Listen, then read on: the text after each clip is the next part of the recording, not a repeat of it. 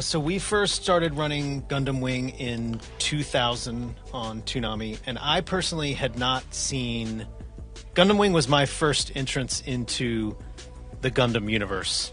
Yeah. Had you seen Mobile Suit Gundam prior to Gundam Wing? No. I mean, the only dubbed Gundams up until that point were the 3 Mobile Suit Gundam movies, the cuts of the first series into 3 movies, and they had just been released, I think, the year before. So that's the only U.S. Gundam. Any other way you saw Gundam was bootleg or, you know, maybe there were some subtitled versions out there. So Gundam Wing was really most Americans, including myself, first introduction to the Gundam world. I knew about Gundams and I knew about the model kits, but I did not know, I hadn't been able to see the show. Yeah, I mean, there was that one weird anime toy store over by Lenox Mall that would have... Yeah, they had Dragon Ball Z, and then Japanese episodes and movies, and they had toys and stuff, Gundam toys. We used to go there a lot. They did shout good. Out whatever shout your out name whatever was there to was. that store that I don't remember what the name of it is now. But yeah, Gundam Wing was brought to us by Bandai Entertainment, who dubbed it for U.S. release, and basically Gundam was the one the story behind Gundam Wing is that it did really well in Japan, and they thought it was a good Gundam that would appeal to both boys and girls, because their problem was always that the toys were very boy-centric, and that up until that point they had trouble having Gundam get as broad of an audience as they wanted, and Gundam Wing did really well, and they weren't sure why, but they thought it was because there was some strong female characters and there was a lot more. There's tons of fighting, but it was less about just the robots, and it was more about the interpersonal relationships and the 5 young pilots. So they brought it over to the U.S. hoping that they could use it to springboard Gundam in the U.S., and came to us, and they brought it to us in a meeting with an Epion and Wing Gundam fully built model kits in these glass cases. Lucite, hermetically sealed, like, and they were like, Babe Ruth baseball kit. And they brought it in to like educate us, like, this is Gundam, and I had heard of it, but like, you know, that's not much other than the model kits and stuff, and everyone in the room had heard even less than me, and it was just like, whoa. So we put it on the air, and it turned out to be a good springboard for Gundam. They sold a lot of toys off of Gundam Wing, which was the goal for them. Win-win, I would say. And then we aired it in an edited version where we had to paint out blood. I mean, it's a very mature show. So the plot of Gundam Wing generally is that this is the future. There are colonies who are sort of oppressing Earth. There are 5 pilots who have been trained by these scientists who defected from the colonies and built these super weapons called Gundams. And these kids are basically insurrectionists. I mean, really, that's what they are. They're terrorists, pretty much. And freedom fighters. Freedom fighters, yeah, depending on how you're looking at it. And what they want to do is destabilize the existing government and overthrow them and their yoke of oppression. So you have 5 different pilots. Just another perfect children's show for afternoon time. You have 5 different pilots and 5 different backstories, and then there's a peaceful country, and you have sort of the head of that country's daughter, Relina Peacecraft, who's sort of their ally, working on the diplomatic side. So it's sort of a complex story about war, about who's on whose side, about politics, and then has tons and tons of robot ass kicking. So do you feel like best. Can you objectively decide, had you seen Gundam prior to that, like if you grew up in the Universal Century Gundams watching those, do you think you would still like Gundam Wing as much, or how much of your enjoyment do you think is, oh my god, this is the Gundam world, and how much do you think is of that show? Is that No, I mean, I would say it's all just the show. I mean, I love the Universal Centuries timeline better than any other Gundam timeline, including Gundam Wing. But Gundam Wing, the show, as an aggregate, like the other Gundam series, each have some super badass characters or moments or really cool things.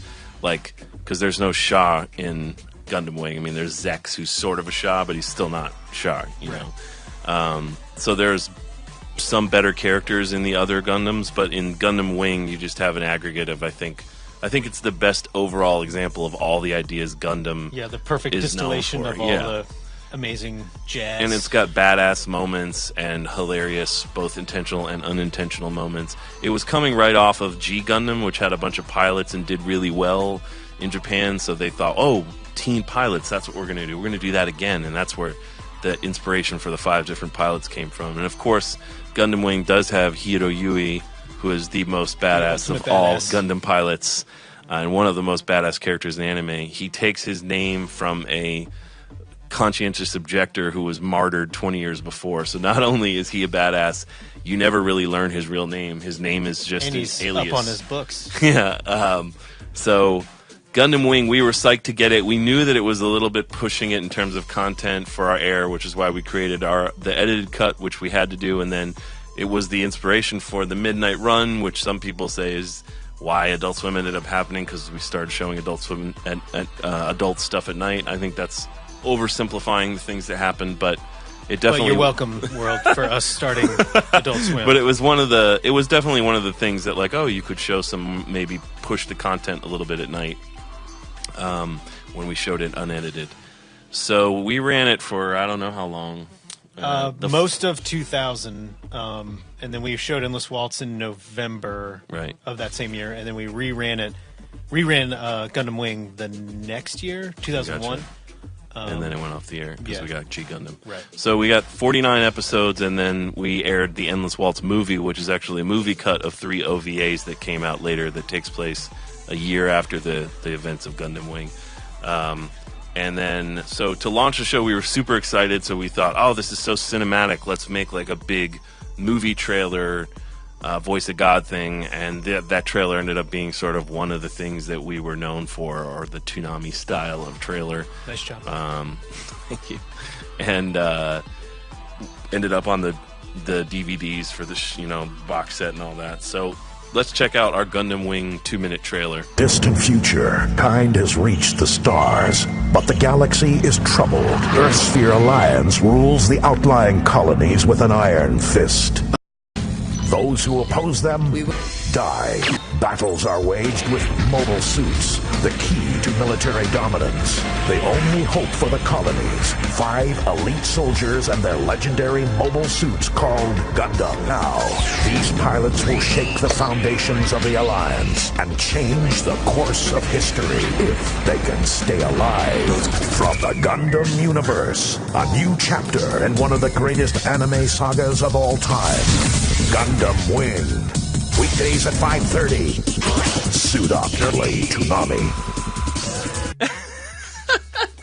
One thing that promo does well is we put I can't even believe that promo aired, because it starts off with a woman murdering a dude falling out of a plane. When you were talking about that they wanted to bring in a female audience, I was like, yeah, strong female characters like Lady Hoon throwing the guy out of the plane and shooting him in the face. And just the first time that he had... Yeah, that would have run at like 3 in the afternoon. It just blew kids' heads up. But and then Hiro Yui, the first time he meets Relina, he's like, I gotta kill you now. It's just ridiculous. What's your name? Die. And it ends with him laughing while people are shooting each other. Anyway, good quality kids' entertainment to sell toys. They don't make them like that anymore. Just like Acceleracers. So let's also take a look at the Gundam Wing Endless Waltz promo, which did pretty well for us, and the inspiration behind us doing these Christmas episodes is that Endless Waltz actually takes place over Christmas, and this is After Colony 196, which is a year later, and it sort of ties up a few loose ends, pits some of the Gundam pilots against each other in a way that they weren't before, updates the designs, and it's a higher quality animation. It's pretty awesome. If you haven't seen it, you should track it down. So here's the promo for Endless Waltz. After Colony 196, humanity finally achieves peace. But the ashes of war give birth to a new threat. A child is building an empire to avenge her father. With Gundams at her side, Earth will feel her fury. The remaining pilots will battle each other to stop her. Endless waltz of war. Peace and revolution continues. Prepare yourself. Gundam like you've never seen it before. Special Gundam Wing movie. Endless Waltz. Friday, November 10th at 5. Suit up again. Only Toonami. Just a heartwarming Christmas tale of murder and death.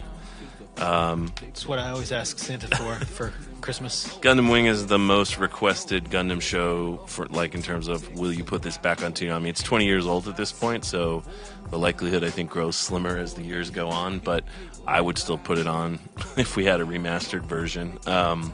Yeah, so if you have a remastered version, just out go there, ahead and send it just to slide it to us. attention, It'd be fine. Jason DeMarco. Yeah, Orgy Gundam. That's another pretty requested show. And I hope Gundam comes back. I hope Sunrise decides to be smart and push it in the US. That's certainly what we're trying to tell them. So Gundam Wing, awesome show. If you haven't seen it, it is available on DVD. You got to track down the box sets on Amazon, or it's out there. I think you could rip bootlegs of it since there's no other way to get it. We don't support that, but desperate times. There's no other way to get it. So let's move on to our question of the week, which is, what's your favorite holiday TV episode? And we kept this broad because anime, there aren't that many holiday episodes because the holidays are different in Japan, obviously. So there's not a ton of Christmas episodes of anime. And to the degree they're usually comedies. Yeah. So we just decided to broaden this to holiday TV episodes, since in the U.S., pretty much every show has a holiday episode. So it was a lot easier to choose. So I'll start with my favorite holiday episode from one of my favorite shows, Seinfeld. And this is the episode with Festivus. I can't remember the title of the episode, but, I mean, you can look it up online. You can find it. It's the one. I think it's The Strike. Yeah, that's right. There's George's dad and Kramer, and so this episode concerns George's dad is tired of the over-commercialization of Christmas and makes up his own holiday called Festivus that involves...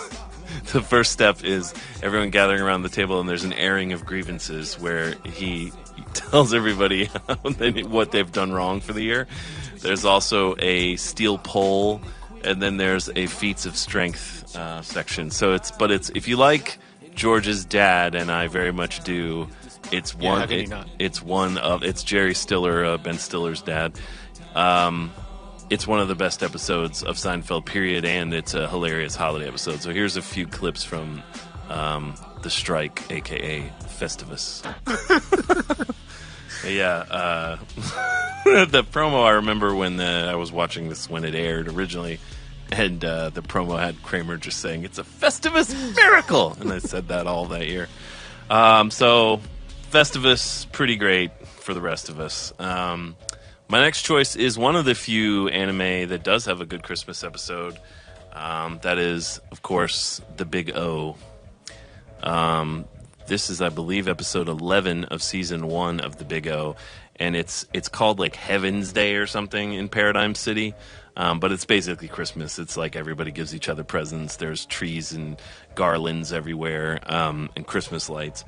So it's an awesome Christmas episode to me because not only does it have a giant sentient Christmas tree that comes to life and Big O has to have a big fight with it, it ends with a pretty touching moment between Roger, the negotiator, and Dorothy where they exchange gifts. And it also has a couple that's basically straight out of an O. Henry story where she's blind and she saved all her money to buy him or whatever, and he saved all his money to buy her. It's the exact thing.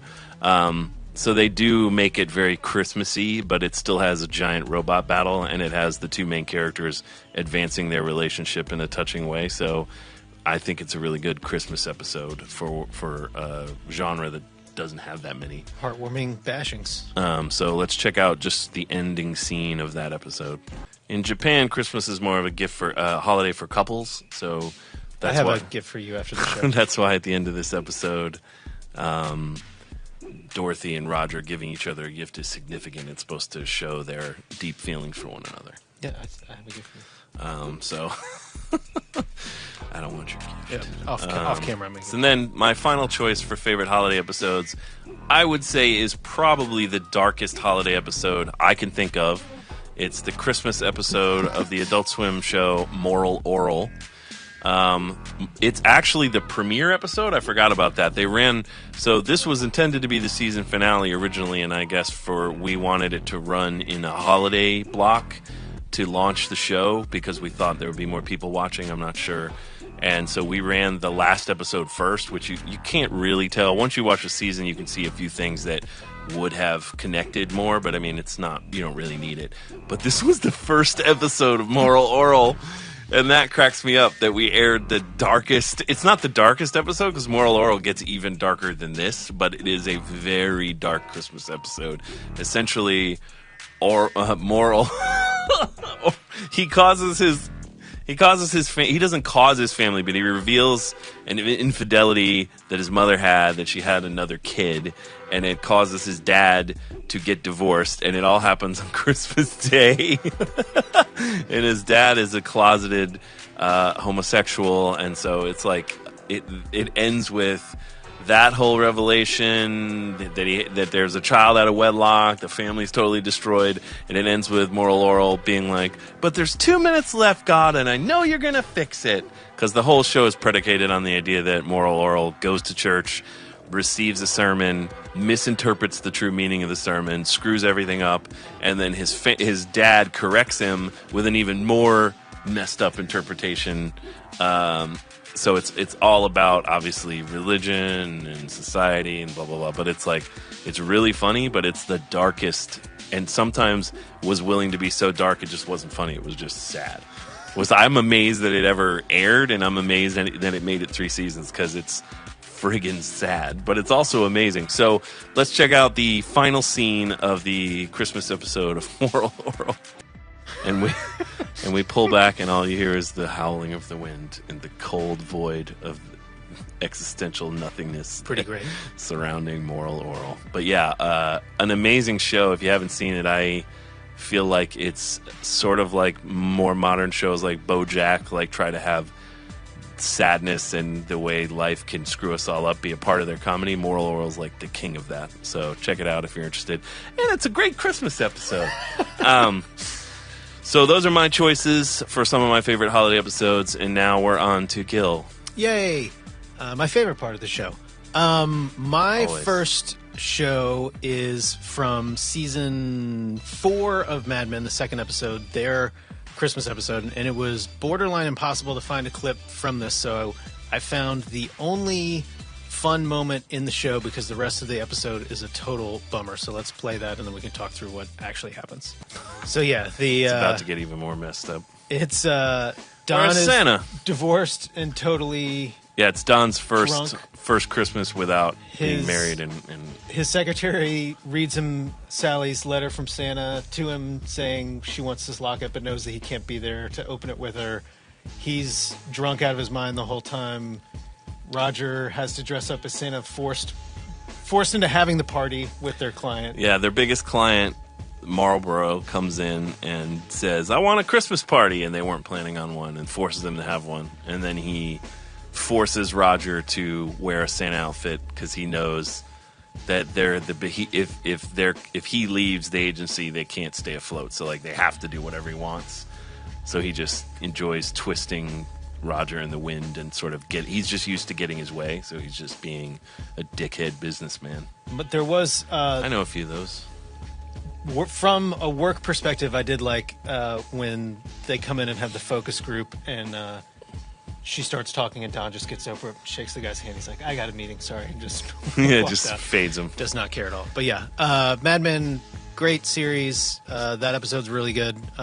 It's a total bummer. Sort of And the darker side of the holidays when you don't have an amazing Yeah, home situation. How lonely Christmas can be when everything. if you've ever been to a bar on Christmas Eve, it's not the greatest time in the world. But Mad Men, good series. Up next is a much lighter episode for holiday quite season. an understatement. Pretty good, pretty good. Is from season 2 of Arrested Development, which is their Afternoon Delight episode. And this episode is sort of structured at the peak of Arrested Development's just sort of everybody misunderstanding what's going on and interpreting in their own way, and it's super hilarious. So this is a clip from their holiday party where Maybe and Michael start singing Afternoon Delight together as uncle and niece, and then realize what that song is actually about. There's another hilarious scene with Michael and Oscar. I'm not Oscar.com, where he's talking about Afternoon Delight, and Oscar thinks he's talking about weed, and he's really trying to get Oscar to have sex with his mom, which is totally up in and of itself. But the punchline of that little thing is maybe I'll put it in her brownie, which is .com. pretty great moment.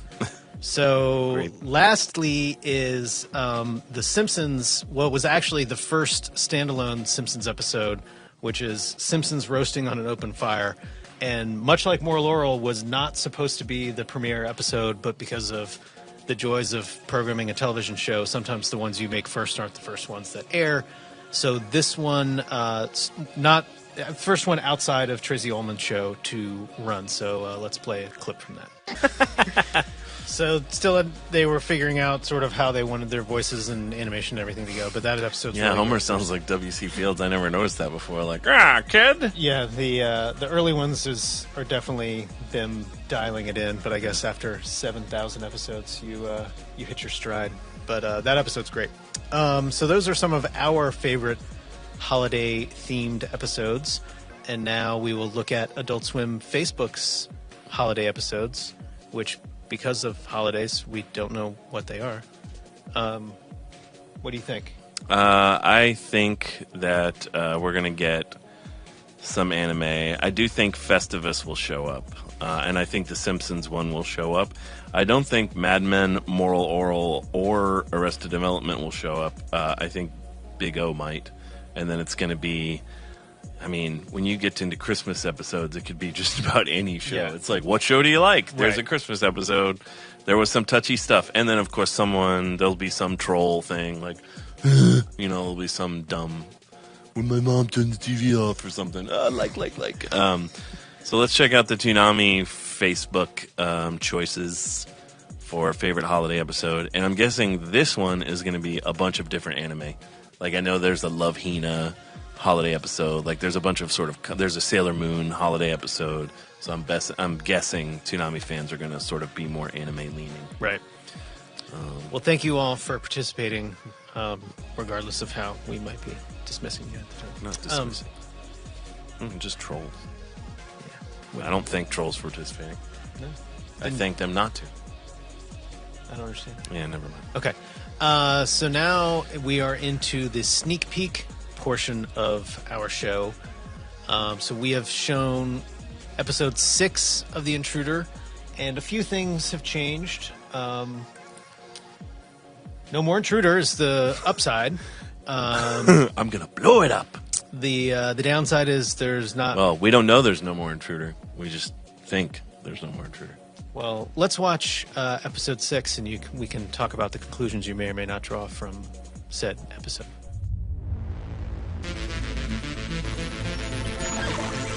Tom, I'm coming for you. Be ready!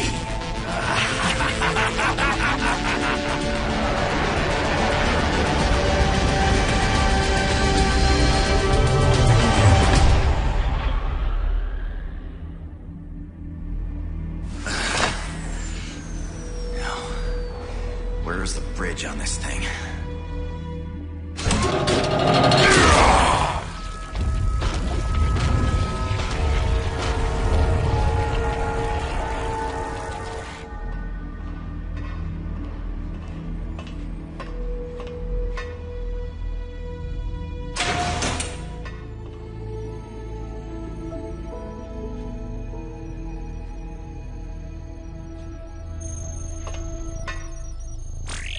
Cannons? Inactive. Thrusters inactive. Escape pods. Yes. Very close. Now, if I can just set one thing up. Nice try, fool. My ship's too damaged to take you anywhere, and the cannons don't work. Your ship, however, your ship's cannons work just fine. Tom, whatever you're trying to do, it won't work. And I'm in The Absolution's gun battery. It should be spun up in, just about 30 seconds. Thank you for taking yourself out of the picture. I hope you enjoy these last few moments of life.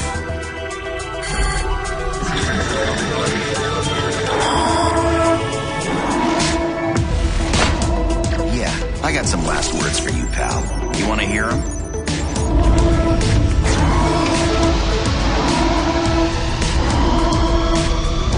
Why not, Tom? You have about 10 seconds left, so make it quick. This is for what you did to Sarah.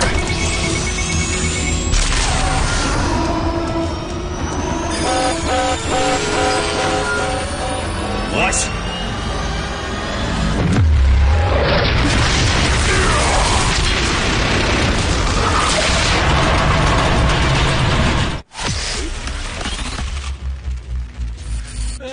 I just like the way it's like, to be continued.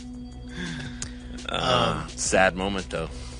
That was a good little ship. It wasn't really a little ship. It was a good ship. Big ship. Yeah.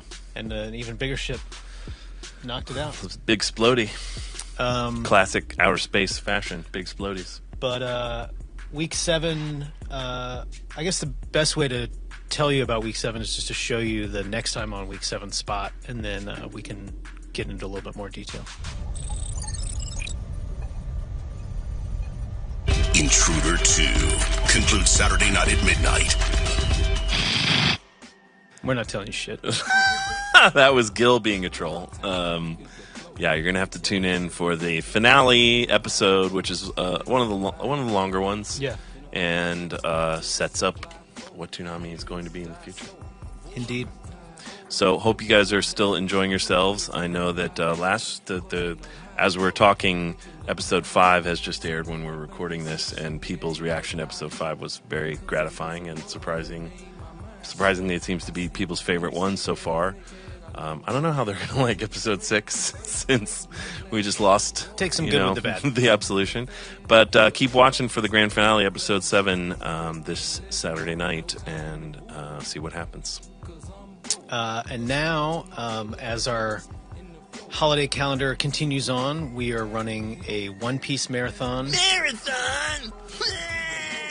You're killing us! To celebrate Boxing Day in classic Toonami faction with a One Piece marathon. So this is the promo for said. Do we know what episodes? Marathon. What arc? It's the last. The last episodes. Cool. Backdate. We'll update you somehow. There's a bounty on all their heads, and they couldn't care less. Join the Straw Hat Crew for back-to-back episodes of Pirate Adventure and stay one step ahead of the law. The One Piece Marathon, next Saturday at midnight. Legendary treasure awaits you. Cool. Always love a One Piece marathon. I think it'll be a nice, fun, Christmassy time. And then our next segment is Mr. Gil Austin's with a new episode of One Man's Trash. Which is, this is sort of violating kind of the spirit behind One Man's Trash. We're only in the second episode. He's already breaking there's been what 3. it is. What was the third? What was the other one? It was Metal Gear S's, and what was the other one? The other one. I don't I know. like how we This is can't the third remember. one. You're right. It is the third one. I remember. I write down what we're doing today. I don't look in the past. You didn't write down what we're doing. Going forward. All right. Okay. Sorry, you're right. So this is me getting all of the bobbleheads in Fallout 4, which is huge and great and amazing, and you should definitely play it if you're not currently playing it. The bobbleheads actually give you something positive, which feels like a bit of a slight of One Man's Trash, because you're not only are you hunting things down, but you're also getting something. A true One Man's Trash would be something really pointless. Right. Like if the bobbleheads were only collectibles and they didn't give you any stat boosts. I still think Fallout is big enough that you can keep playing and figure something out that is a pointless thing to collect and then do that. In terms of like strictly trophy hunting, it's really do everything, which I haven't finished the game, so I don't have that yet. But obviously I will. So kill yourself. That just doesn't seem like it's going to be even an issue. So the bobbleheads are pretty scattered and hidden. All the books would be an achievement, although you get something. There's out of it, too many. I mean, there's more books than not too many. I mean, it's One Man's Trash. There are more books than there are slots. So that would be a true One Man's Trash. Maybe. You still have them. You just can't even use them. That's a one man's trash. Right But there. no, I mean, I don't even think they exist. Oh, they once don't. You They don't fill- show up. Yeah. Gotcha. Like once you get 10, I think they're no longer in the world. But yeah, maybe that'll be One Man's Trash Part 2. But I think now we've talked longer than the actual segment will be, so let's just check out the glory that is hunting around the radiated wastes. Welcome to another edition of One Man's Trash, where I do something fairly pointless and very time-consuming in a video game. Today we're going to be playing a cute little game I stumbled across called Fallout 4. Fallout 4 is really great. It's huge, there's a ton of stuff to do, it's super fun. But what we're going to be talking about today are bobbleheads and collecting all of them. Fallout 4 doesn't look great visually, but once you start to play it and get the hang of it, it is amazing, and I highly recommend it. But today, we're only concerned about collecting these bobbleheads that are scattered all across the irradiated wastelands. They're Vault-Tec bobbleheads, and they each give you a little something. Some help you do very specific skills better, and some just let you kill guys better. A few of these bobbleheads are just hiding in plain sight. Some of them you have to get on a specific mission, and some are just way out in the middle of nowhere. This is almost out of the spirit of One Man's Trash, because you actually do get something for doing all these, but it's really not a huge buff that you get. If you're playing the game all the way through, you're going to get all of this stuff anyway, and you're not really going to need them, but it's fun to go around and collect things. Honestly, I thought my game had glitched and it wasn't going to give me the trophy for doing these, and that made me feel a little bit better about the One Man's Trash, because I wasn't actually getting anything for it. And then this trophy popped, and that really only leaves one thing left. Construct a decorative holding case for all of my bobbleheads, and sit back and soak it in. And that's it for today. Hopefully you enjoyed this. If you have any suggestions for future One Man's Trash, hit me up on Twitter @StupidGill, and talk to you next time. Great job. Thank and you. how did you go about doing that? Did you use a YouTube video that so- a better man than you made? For part of it, yeah, definitely. Some of them you organically come across, like we were saying, and then some there. I don't think there's, if you weren't looking for them through some sort of guide, I don't think there's any way you would find them, it. yeah. I mean, I guess if you spent 2 years every day searching every corner, but it's that's like a one man's trash. even when you know where they are, Yeah, sometimes still they're not hard. easy You're to like, find. where the Yeah, I've only found two, and I've found them both organically, and they were easy to find. Yeah, Well, I they mean, weren't like- easy. You had to clear the whole building, but they're the sitting on a the counter. first one that you find that I talk about in the piece, like that's, if you know they exist, that one's pretty easy to find. And then there are other ones that are, if you go to this place, then you're going to find it, but that place is way out of the way. Gotcha. And then some are just doing missions and in the vaults and everything else. That we were talking I'll about. probably get some of them. I don't know if I'll bother to get all of them. but- Yeah, if I weren't trying to, I think I would have probably tapped out around 12 or so. How many are there? 20. Oh my god. Well, congratulations on another Yay. successful completion of One Man's Trash. And congratulations to you on another successful completion of a Toonami Preflight episode. No, we're not done. So uncongratulate me because we still have to talk about the. But Bloom. right after that, So Gil wrote everything down. He even wrote Bloom Room, but it still didn't help him because he's dumb. So I was just, I saw a segue and I took it. And luckily, it was the wrong one. we have a new episode of the Bloom Room for you guys, wherein Steve Bloom takes us on an adventure in the very interesting, diverse life of a successful voice actor. Yeah, so this is around the holiday times. Steve's talking about giving back and the importance of being charitable towards your fellow man. And we give to you a Bloom Room. Hey guys, Steve Beard here. You may notice I'm a little more hirsute than normal. That's because it's Movember! It's actually the end of November. Actually, when I'm recording this now, it's just become December. But I thought I would leave this anyway so you guys would know what this is. Movember is when men and, I suppose, some women grow out their facial hair, usually a mustache, hence the mo, but I grow a crappy mustache, so just consider this to be a really big, ugly one. To bring awareness to men's health issues like cancer. Which brings me to this week's topic of giving back. Now, I try to do things for my community and for people in need throughout the year, but this is the time of year when there are many, many more opportunities to do this kind of thing. So this week, I went to the Orange County Children's Hospital. Mark Hamill was there also, spreading some great cheer with these incredible kids going through unbelievable, debilitating surgeries and health issues, and fighting through this and keeping an amazing attitude throughout the entire thing, surrounded by their family and their friends who offer hope and guidance and support in a way that I've never seen before. It's humbling, to say the least. Then it was on to Los Angeles Children's Hospital, where I teamed up with my buddy Mark Hamill and visited lots of kids out on the floor. We watched force training done by Obi Sean Kenobi, an amazing volunteer who does this all over the country. And you don't sound excited. Are you excited? Yeah! Oh, no. Are you excited? Yeah! This is the kind of place that can break your heart and fill it right back up again. To watch somebody as busy as Mark Hamill so generously donate his time and energy to bring a few moments of joy to these kids and their families was incredibly inspiring. Hey guys, so we're here at the Combat Radio Christmas event. Hey. This is Michelle Ruff. Oh my God! And look, Spider-Man. What? This entire thing is put together by my friend Ethan Dettenmeyer from Combat Radio. He personally arranges to have 500 kids from shelters bust in for an incredible breakfast at the Salt Creek Grill, with a visit by Santa on a fire truck. There he is, and lots of really happy kids, stormtroopers. We have our service people here. Thank you for your service. Hey, Toonami, look who I found. It's my lord. You look excellent. Merry Christmas. Merry Christmas.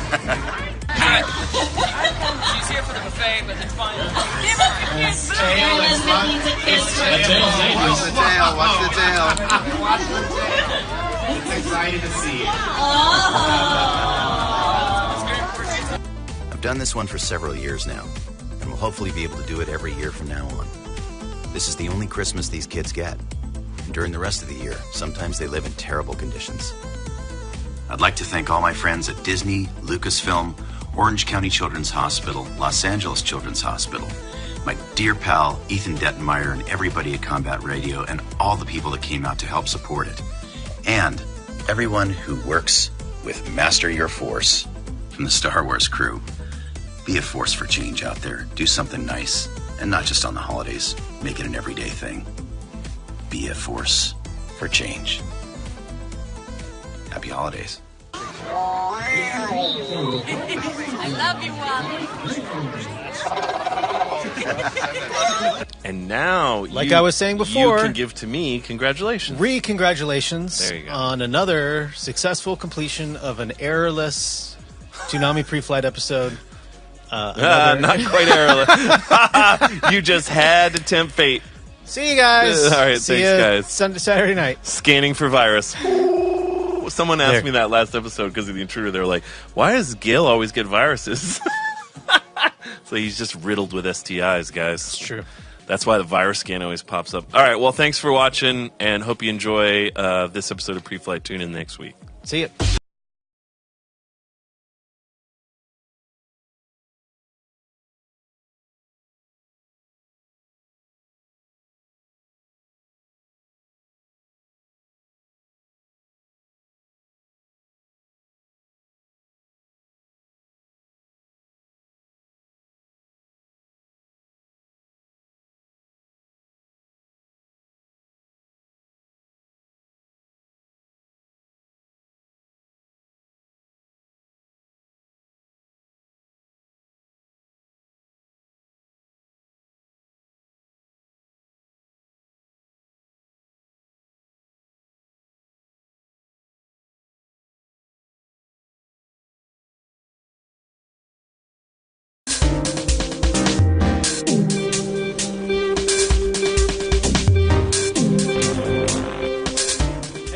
Microphone too far away.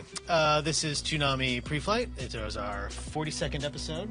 I am Jason DeMarco, and I'm joined as always by Asshole Austin.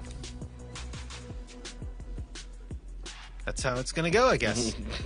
Today we are going to talk about one of our favorite Toonami shows of all time, Hot Wheels Acceleracers. A 4-part, Down is up is down. It's our favorite. 4-part movie. Was it 4? Showcase? I thought it was it's 6. 4 movies. It's 4 movies. Yeah. Oh boy.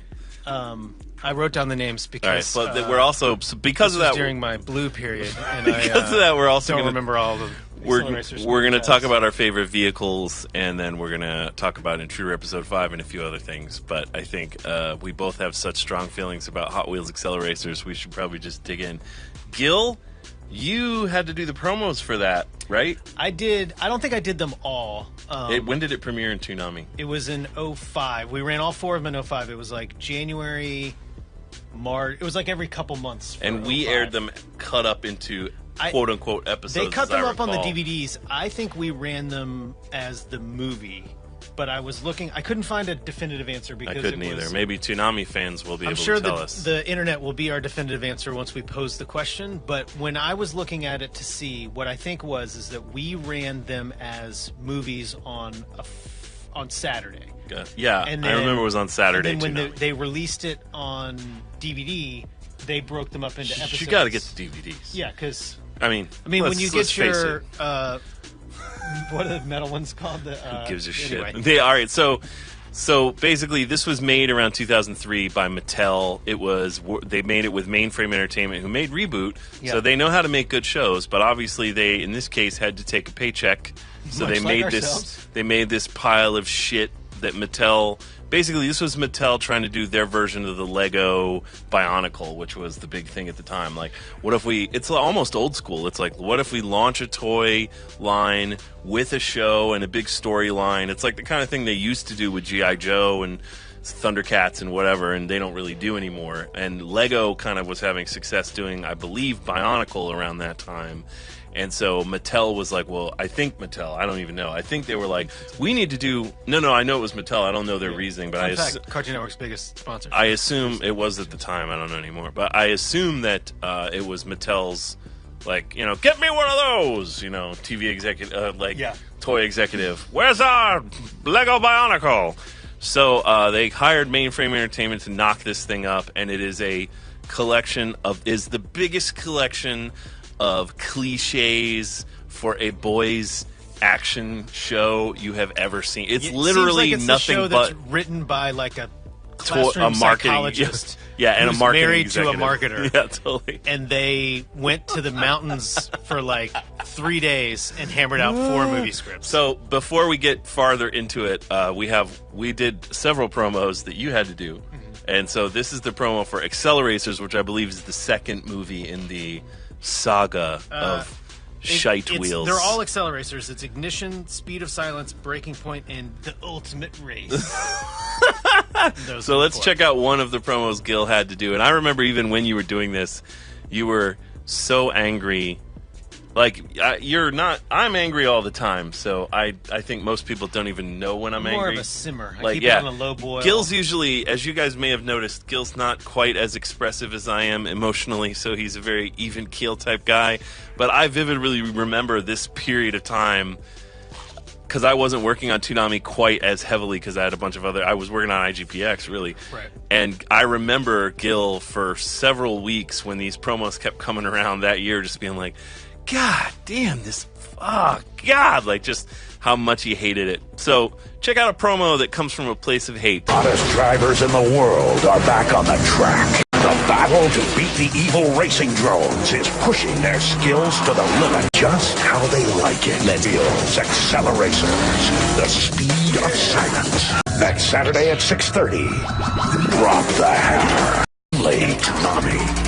I guarantee you one of those promos says Rubbin' is Racing. That's my go-to. I mean, we still had Peter Cullen. He can make anything cool. Yeah, so. you're like, if you were 9, it was probably awesome. I would say most of the people who are now grown-ups and still love the show are just remembering when they were 9. Yeah, so as opposed to saying, ooh, this is really compelling entertainment. You're probably 18, 19, 20 if you were like a huge fan of the show. I like Acceleracers. It was a good and show. right now, you're super bummed because we're just crapping Mainframe on Entertainment. Your those guys are good. But and Mainframe Entertainment are good, and I don't hold any of this against them because it's not like the animation's bad for the time, and it's not like they didn't do their job. Right. It's that Mattel or whoever was behind the show itself and just it's not good. I mean, like, it's too much of a toy commercial. Like, and you're talking to a guy who loves little toy race cars. I grew up with Hot Wheels. I mean, like, Hot Wheels are my jam. We have still Hot Wheels racetracks we have in the office currently. We have Hot Wheels in our office,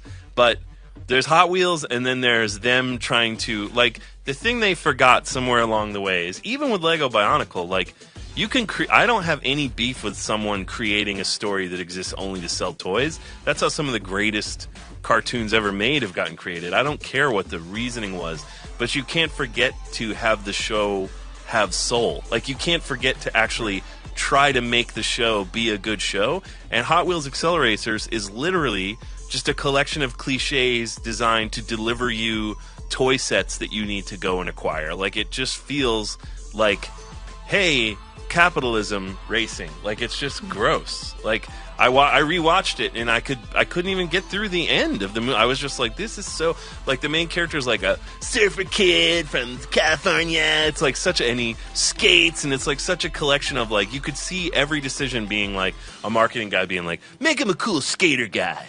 Yeah. Set it here. Yeah, he should drive this, and this should be the girl love interest. Like, it just feels cynical, and I don't like that. I mean, and I'm a cynic. So check it out if you. So Hot Wheels Acceleracers. All 4 movies, you can get them on Blu-ray. You can't. Combo pack. They're nowhere. Yeah. You can't get them anywhere because you know why? No one gives a shit. So let's move on.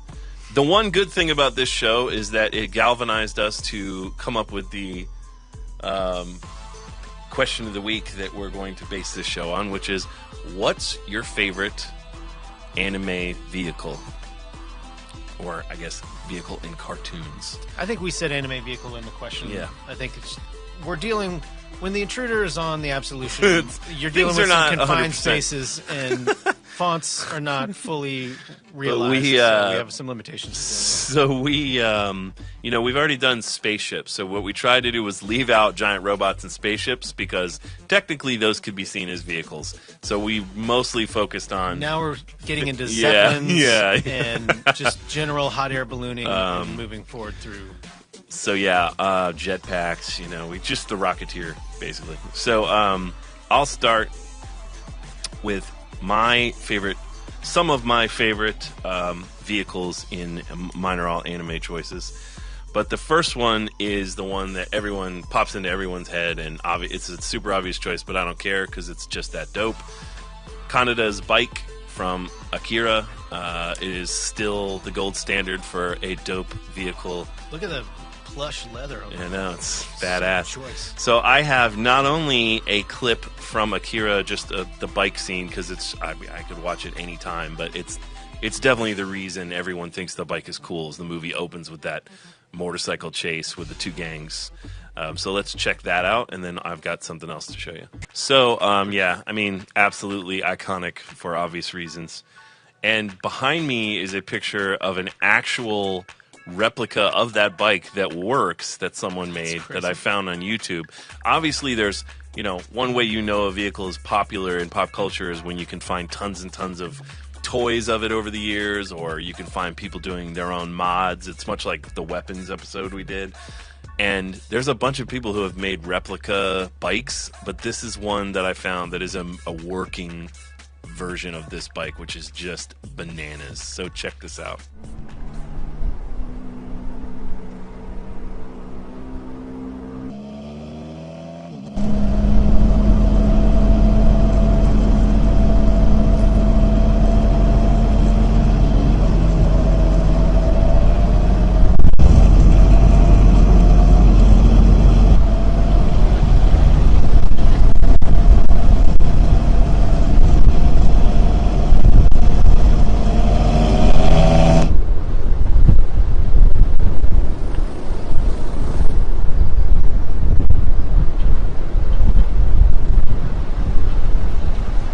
I mean, pretty awesome. That's pretty awesome. Does not look very easy to get in and out of. No, based on it's not a practical bike, but the fact that guy, who knows how much time he spent doing that just so for like an hour once a week, he could be Kanada and just.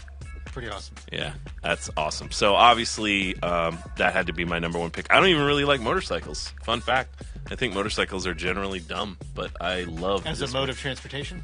Yeah, they're loud. They're super unsafe. Most of the time, anyone using one just has a small penis, and that's their whole reason for driving it. So I should cancel our trip to the motorcycle. But I was going to surprise you for your birthday. that's my jerk opinion. If you own a motorcycle, don't feel insulted. That's just me being a jerk. Send a picture of your penis to Jason. No, at don't do that. Clark Nova But 1. I'm not serious. Hey, I picked a bike as my number one vehicle, so go easy on me. All right, so number 2 is another legendary vehicle, the Mustang GT500 Shelby from Shelby Cobra from Gunsmith Cats. So Gunsmith Cats is an 80s anime. I've already showed clips from Riding Bean, which was a movie that started sort of Gunsmith Cats. It's about cops.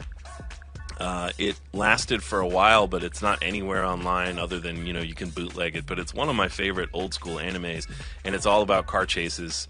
It stars 2 women, and the creator evidently just wanted them to have the most powerful car that he could find, because he noticed that in 70s cop movies, which was the vibe they wanted for the show, people were always driving muscle cars, and that the Mustang was always like the fastest car.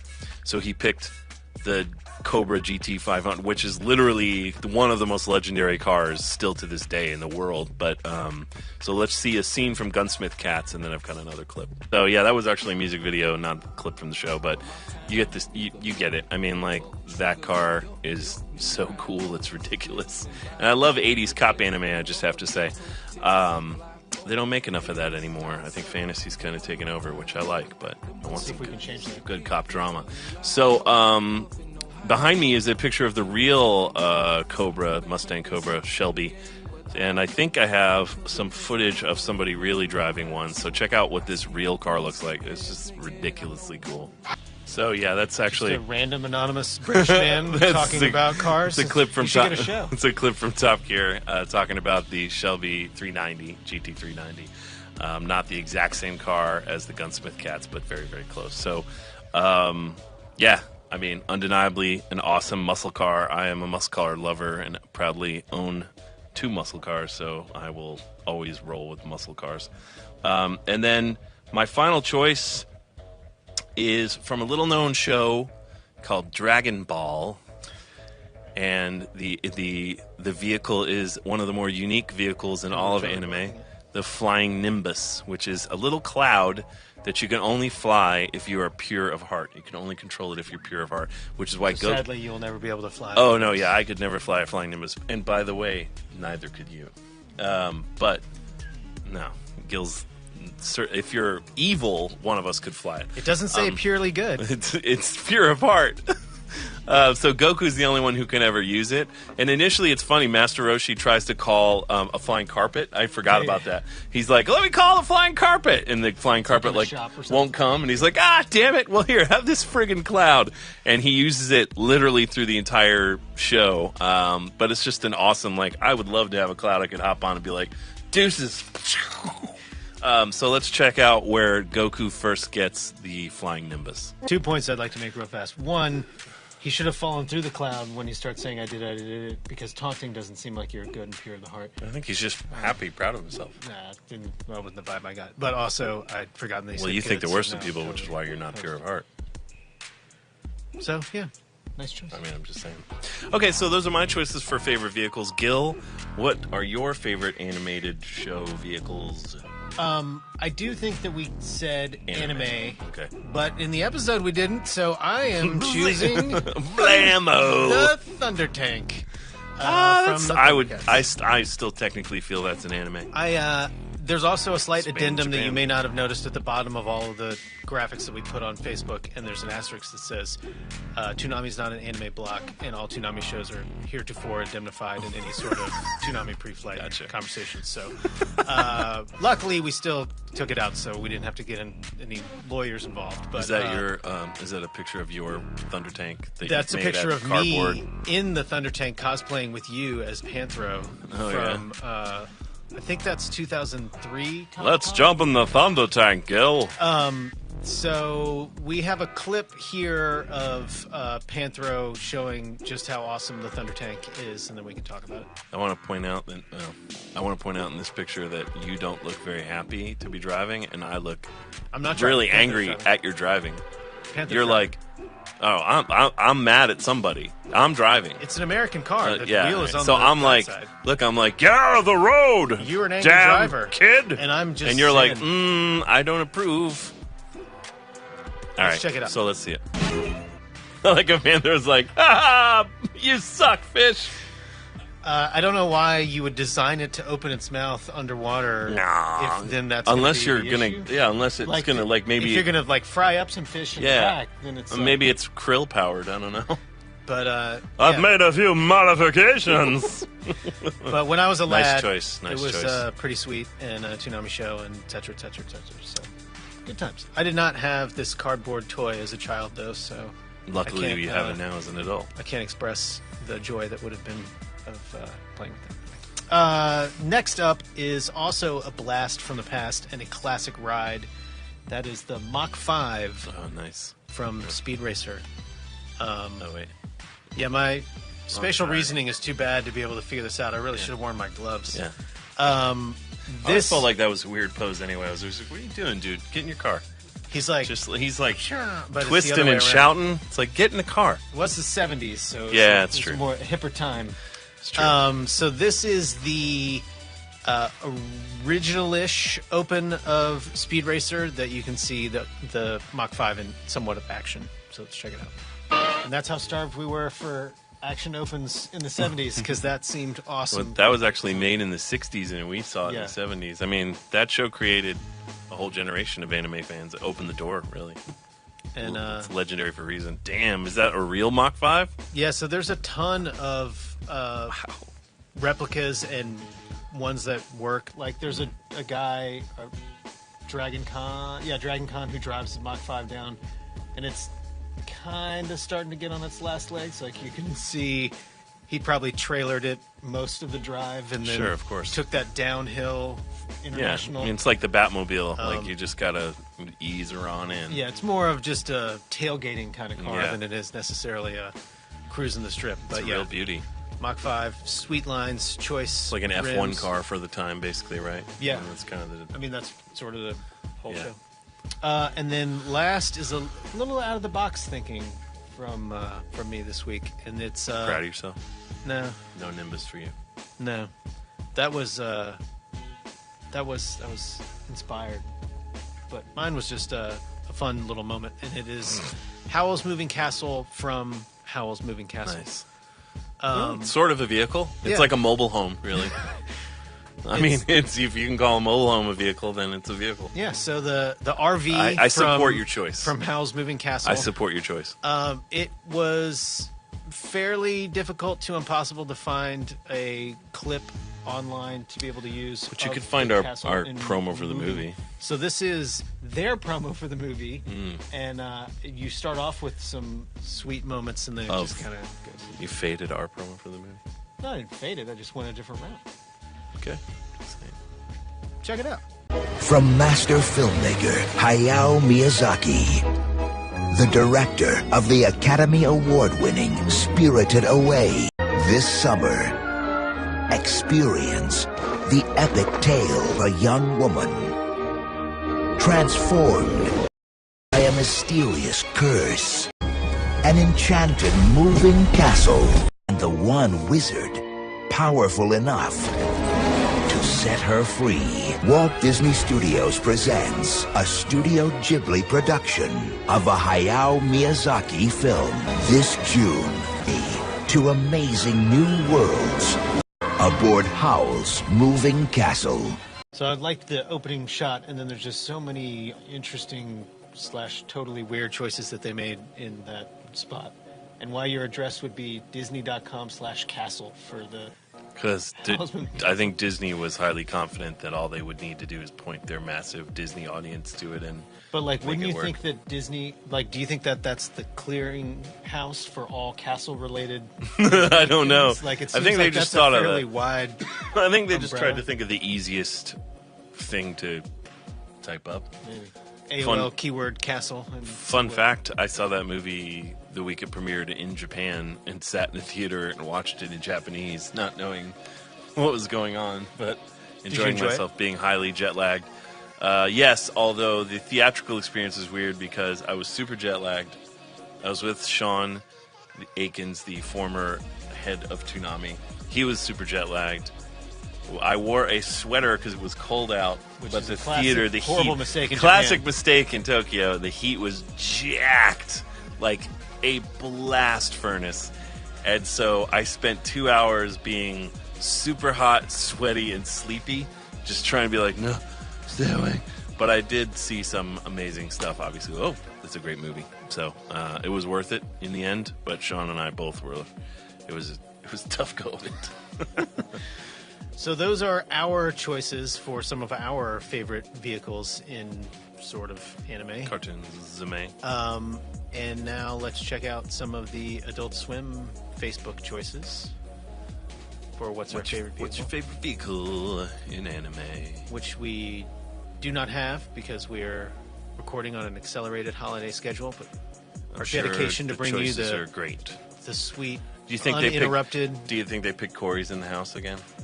Maybe. I wonder. We should check and see if that's the same.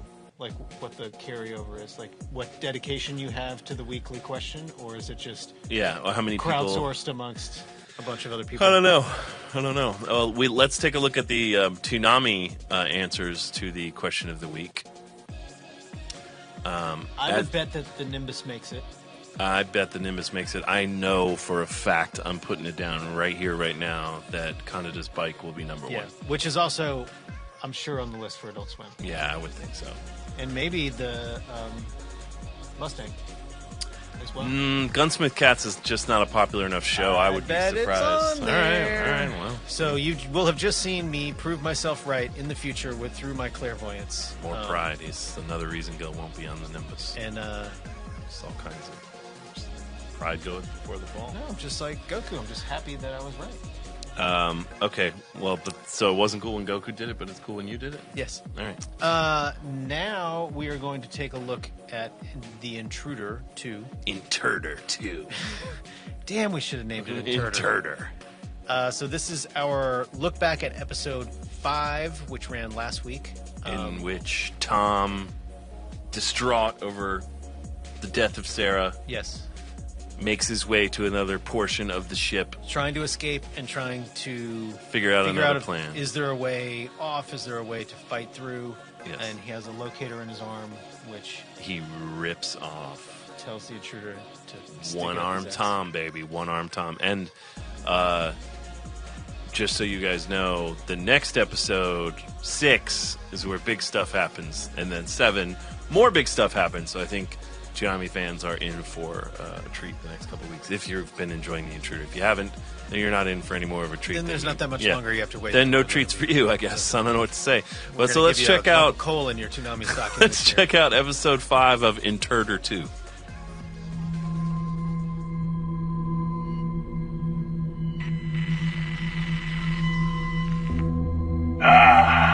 Sweet victory. Do you know how long, Tom? Do you know how long I've been out there looking for you? Did you really think blowing off the engine of your ship would kill me? You can't kill me, but I can kill you. Oh yes, I can kill you. First, Sarah paid the price. And now, I control your ship. And I'm saving you for last. Just as your last body and consciousness became a part of me, changed me. Now your new body will do the same. And we will do such great things together, Tom. I don't know why you're so obsessed with me. But you killed Sarah. And I promise, you're not gonna ever hurt anyone again. You hear that? Never again. Oh, Tom, we share the same consciousness. There's nothing you can do that I won't think of first. And I've been chasing you for far too long to let you go now. I tracked your other self down on that distant moon where you were hiding, and killed him. But that wasn't enough.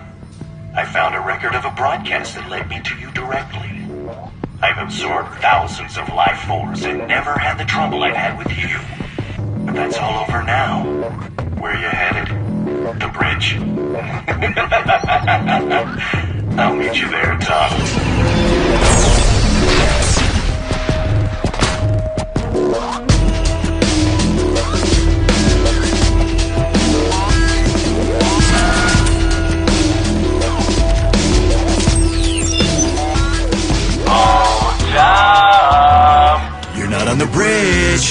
could you be, huh? I damaged the escape. You can't be hiding there. The engine core drive has been sealed off, so you won't be blowing me up. Where are you?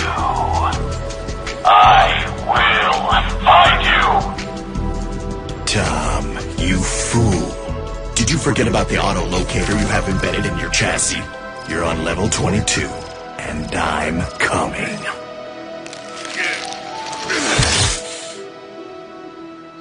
There's your locator, ass. Here goes nothing.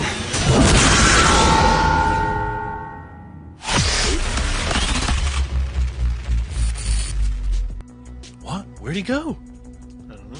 Wow, that was our Luke Skywalker jumping up through the steam tunnels moment, or the Orlando Calrissian collecting Luke Skywalker at the end moment.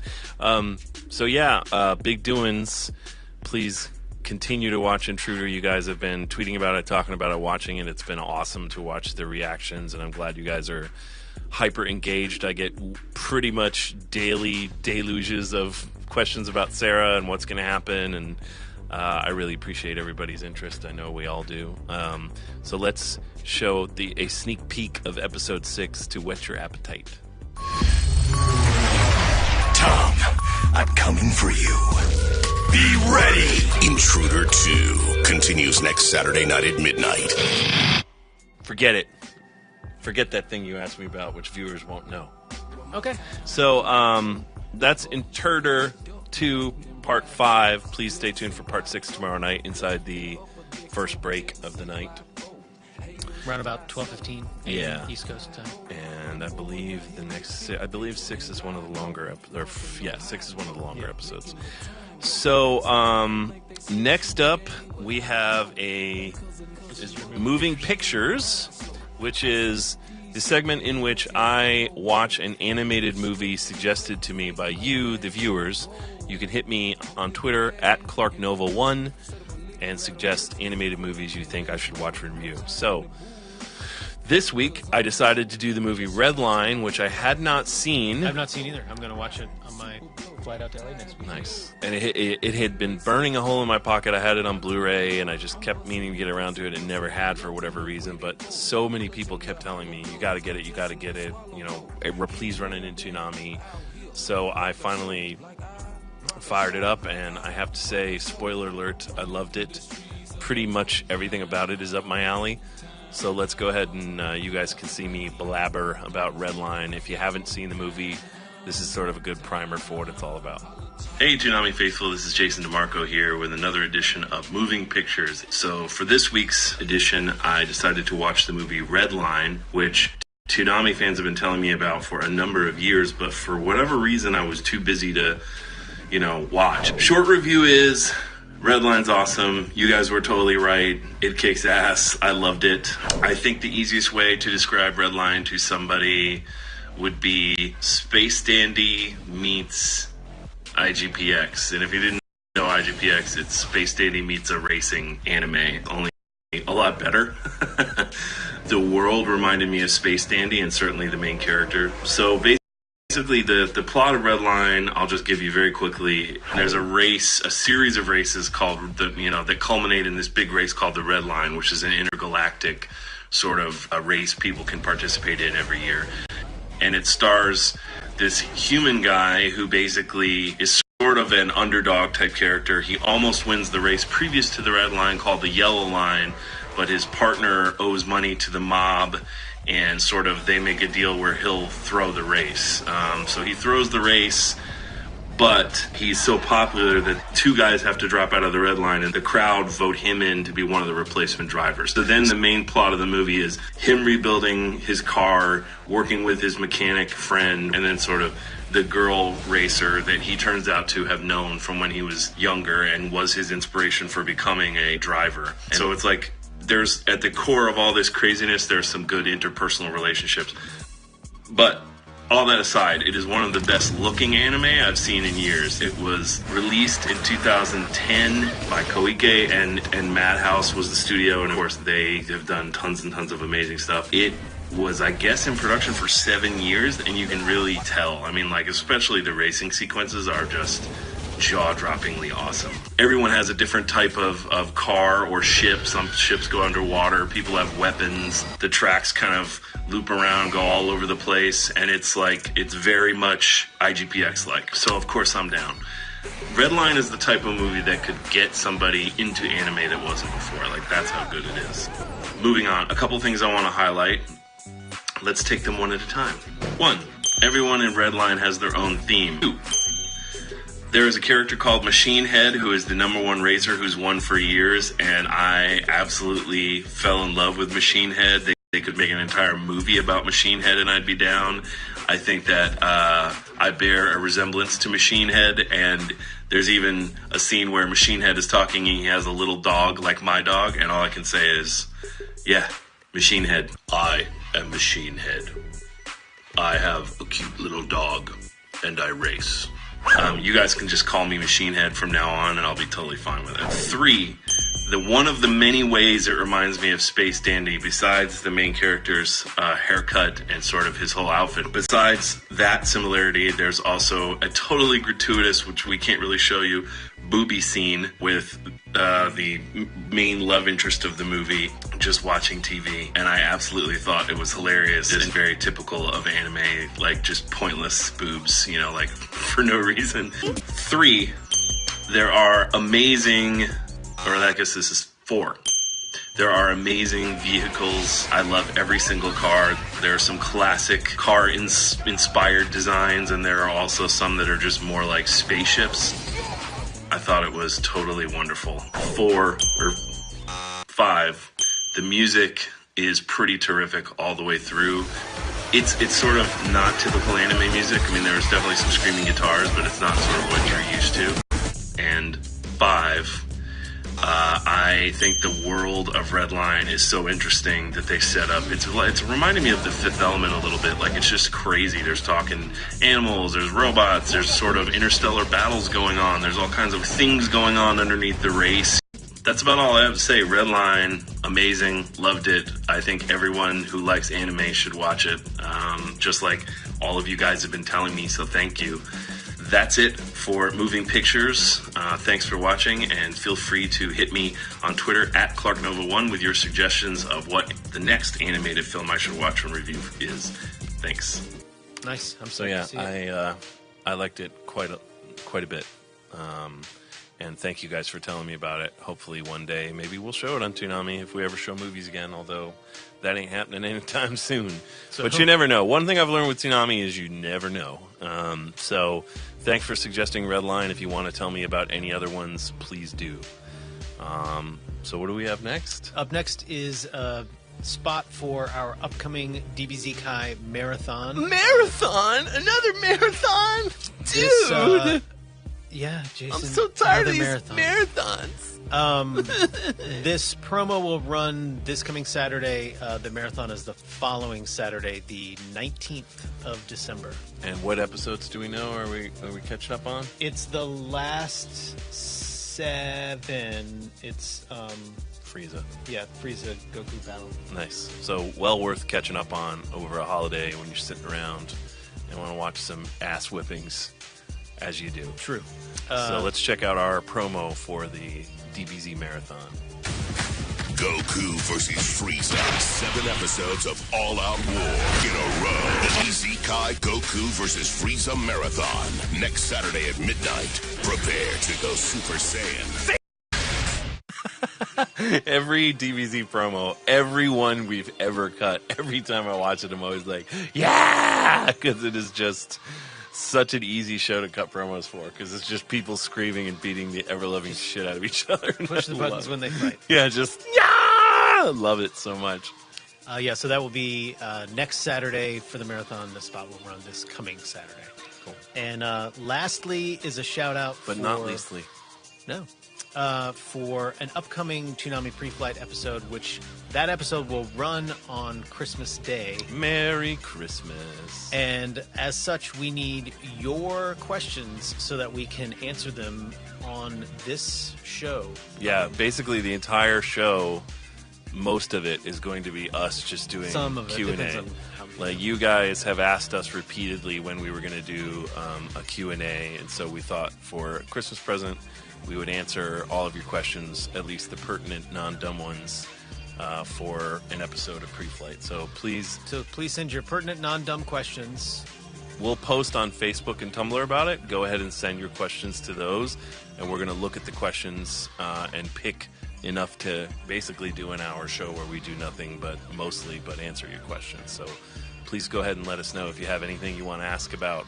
Obviously, a few guidelines. We won't be talking about possible future shows that we haven't announced, so you might still ask anyway. You might as well not bother, because we won't answer that, or trollish questions. But otherwise, ask us anything legit you want to know about Gil, his life, his work, or myself, or Toonami.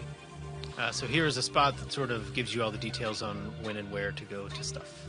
If you've got questions, Toonami's got answers. It's just that simple. Send us your questions at toonami.tumblr.com or facebook.com/Toonami now. Then check out a special Q&A edition of Toonami Preflight, streaming at toonami.com Christmas at 5 p.m. Ho, ho, ho. Ho, ho, ho. I like it. Yeah.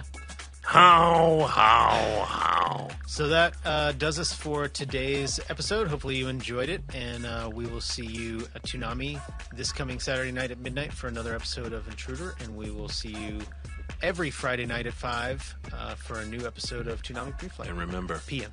rubbing is racing.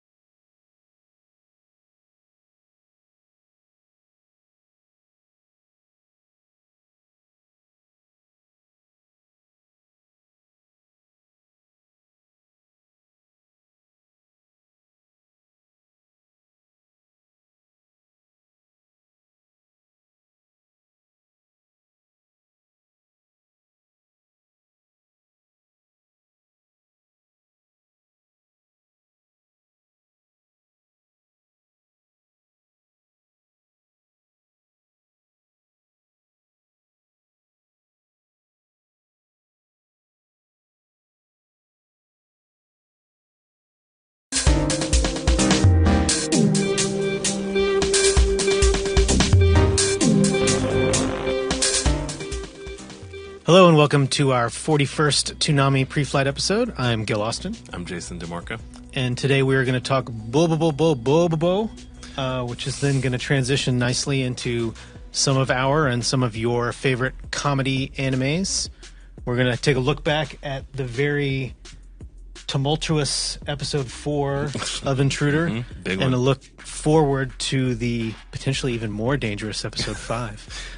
Dangerous. We have I guess it's not really a sneak peek because we'll have already shown it. What, the video? L'Orange and- Oh yeah, we'll have a rebroadcast of the L'Orange Cool Keith video. a retrospective of L'Orange and Cool Keith, and we have a Dana Swanson retrospective of her time as The voice of Sarah. the voice of Sarah.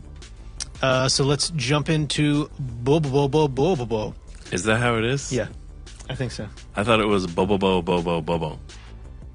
You saying Bobo. Yeah, that's how it's born into my memory. I could be doing it wrong, but we can watch the promo and see. However, He pronounces it totally crazy. Yeah. However, I remember when you read Peter. When Peter reads we got the way that we were supposed Yeah. to say it, but he still didn't do it quite right. he got it almost right. Yeah. Well, we showed I'm sure someone will correct. We showed Bobobo. Or validate let's us. just shorten it. We showed Bobobo in 2005. Yes. And we didn't. Did we show all? There are 76 episodes. Did we finish it? Did we I show think all we 76? did. Because that would be if it started in Toonami when Toonami was only on Saturday nights, and Toonami was canceled in 2008. it 76 episodes ran would through be 07. So we didn't quite show all of it then. I think we did, because that'd be 2 years is 104. Yeah, I guess you're right. Yeah, we could have gone through the whole series. I don't remember. It premiered, I know. think we did. We had a sneak peek in Cartoon Network Fridays. Yeah, weirdly enough. Cartoon. Despite the fact that our promo says premieres on Saturday, I think we just were like, nah, you're not premiering it. Well, no, I think that they had some sort of contractual obligation to premiere it in prime time. And then they were like, but really it's in Toonami. And so they didn't advertise it in It was I just don't believe they advertised it in Cartoon a fan Fridays. choice nug Yeah. on Fridays. Yeah.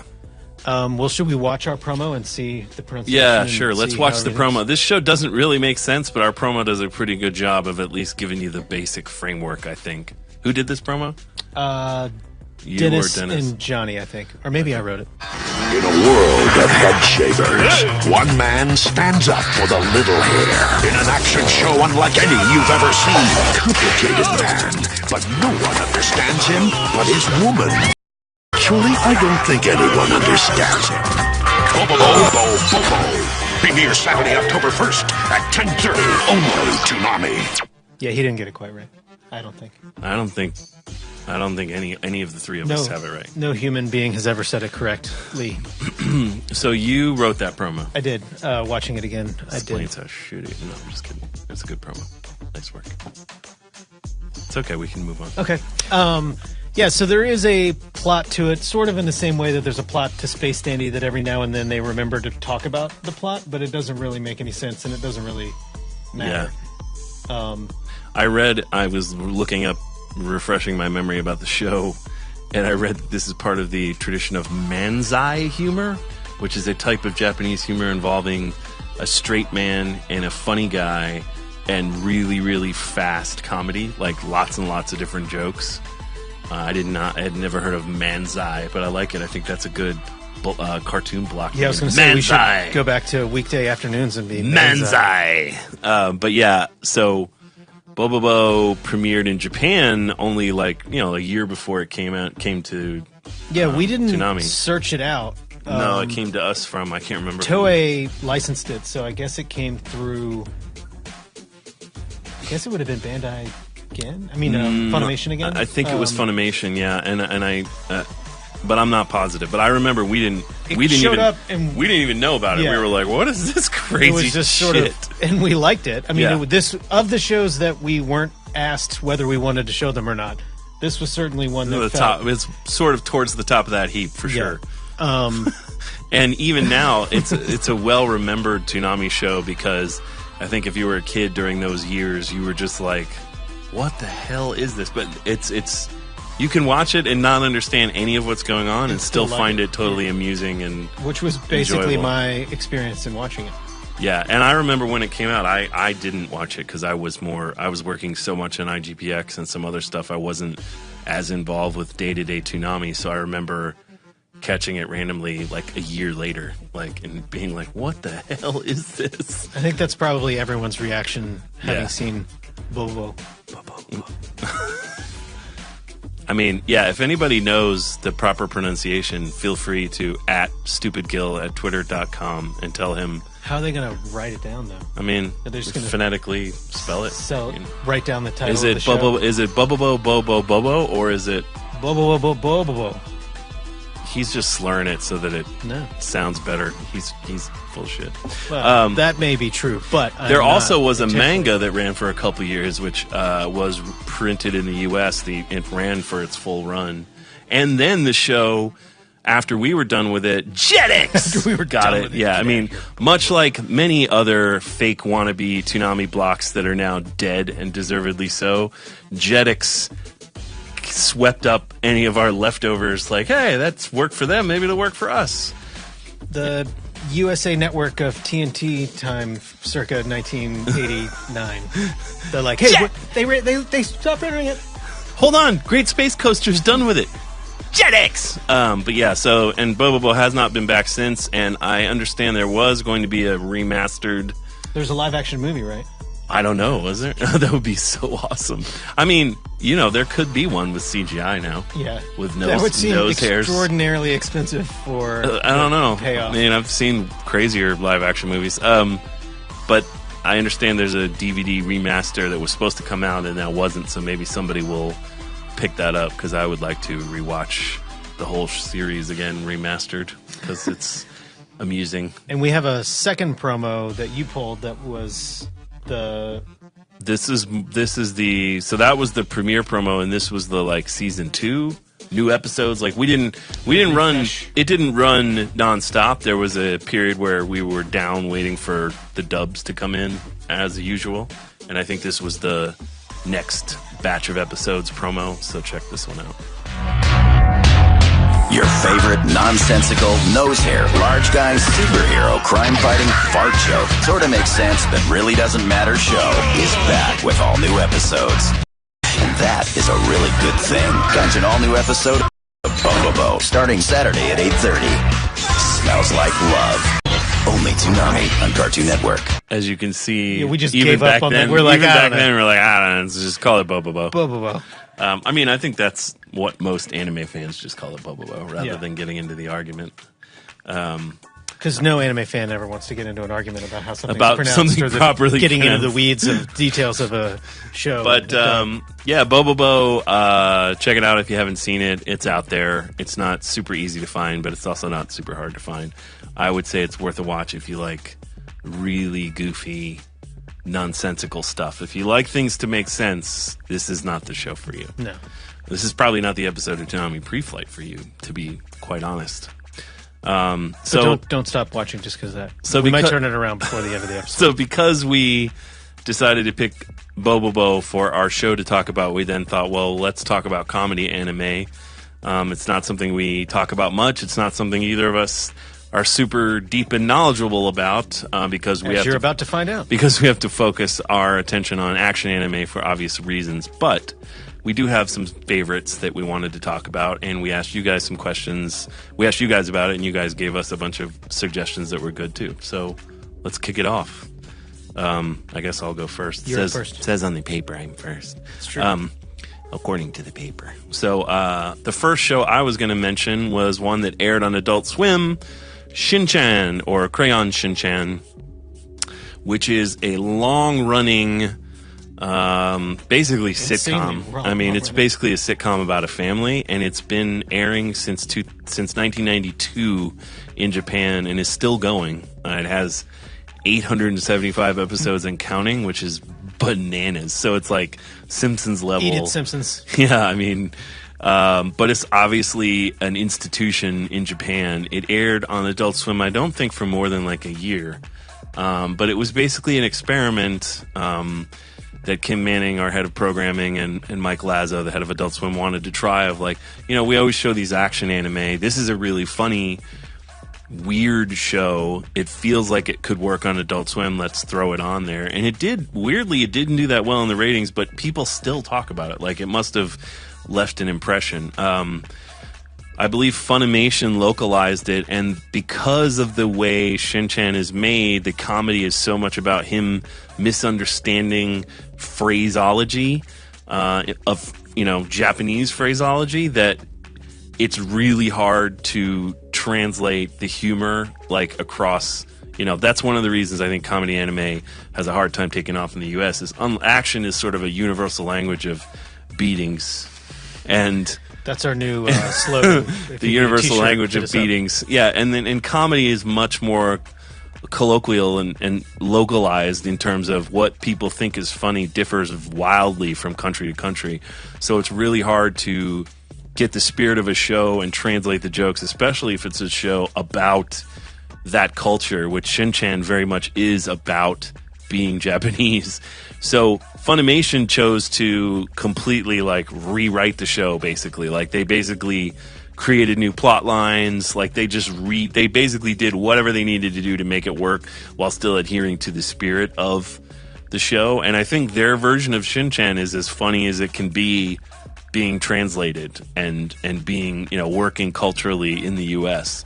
I always thought it was hilarious. It never made much sense to me. It was a lot about Shin-Chan doing dumb things and running around naked and like showing his ass. Like, it's a lot about his ass. And I think people that tuned into Adult Swim and saw it, it was more of like, what am I watching? And they would just basically, oh, here, let me just Hang on. click. We didn't want to get scanned. We didn't want. Gil needs a virus scan, but we wanted to put it off for a while. He hasn't been checked in a while. But yeah, so it ran for like a year, didn't burn up the charts, so Adult Swim moved on. But I'm still glad I work somewhere that would even show Shin-Chan.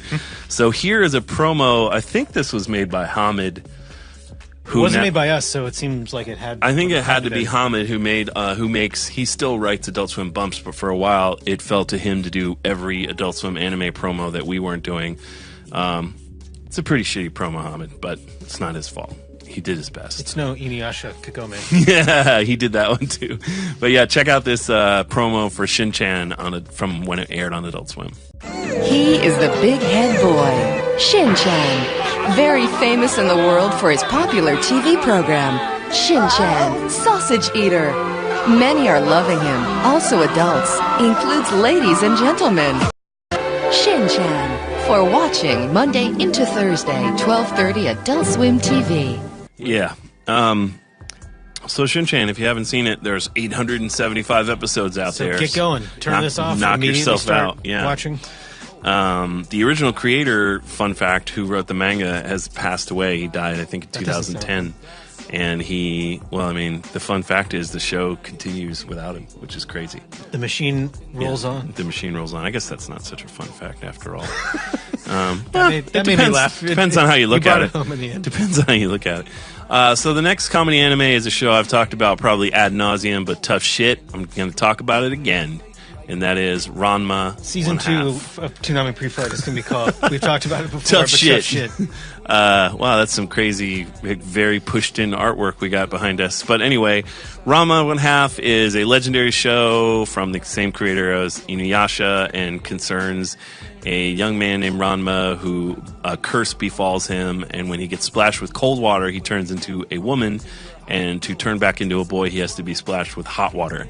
But it's always been one of my favorite funny anime. It's got tons and tons and tons of particularly sexual humor, but it's done in a way that's oddly not super puerile. It's kind of hard to explain. But, I mean, the idea of a teenage boy with all the normal male, hetero teenage boy desires having to deal with, suddenly he turns into a girl, and then other dudes like him that he doesn't like, and then he has the hots for the girl he lives with. I mean, there's a lot of funny dynamics that are played with in that show. And I think the comedy is one of the best things about Ranma. There is action too, but I definitely think the comedy is sort of the main reason people watch Ranma. So I believe I have a little clip of Ranma to show that I think is a funny moment that sort of illustrates this. He's just so fast, he doesn't even know that he's kicking Ranma's ass. But so the whole show is basically that kind of vibe. It's a lot of Three's Company comedy, which is, I don't say that in a bad way. I like Three's Company comedy.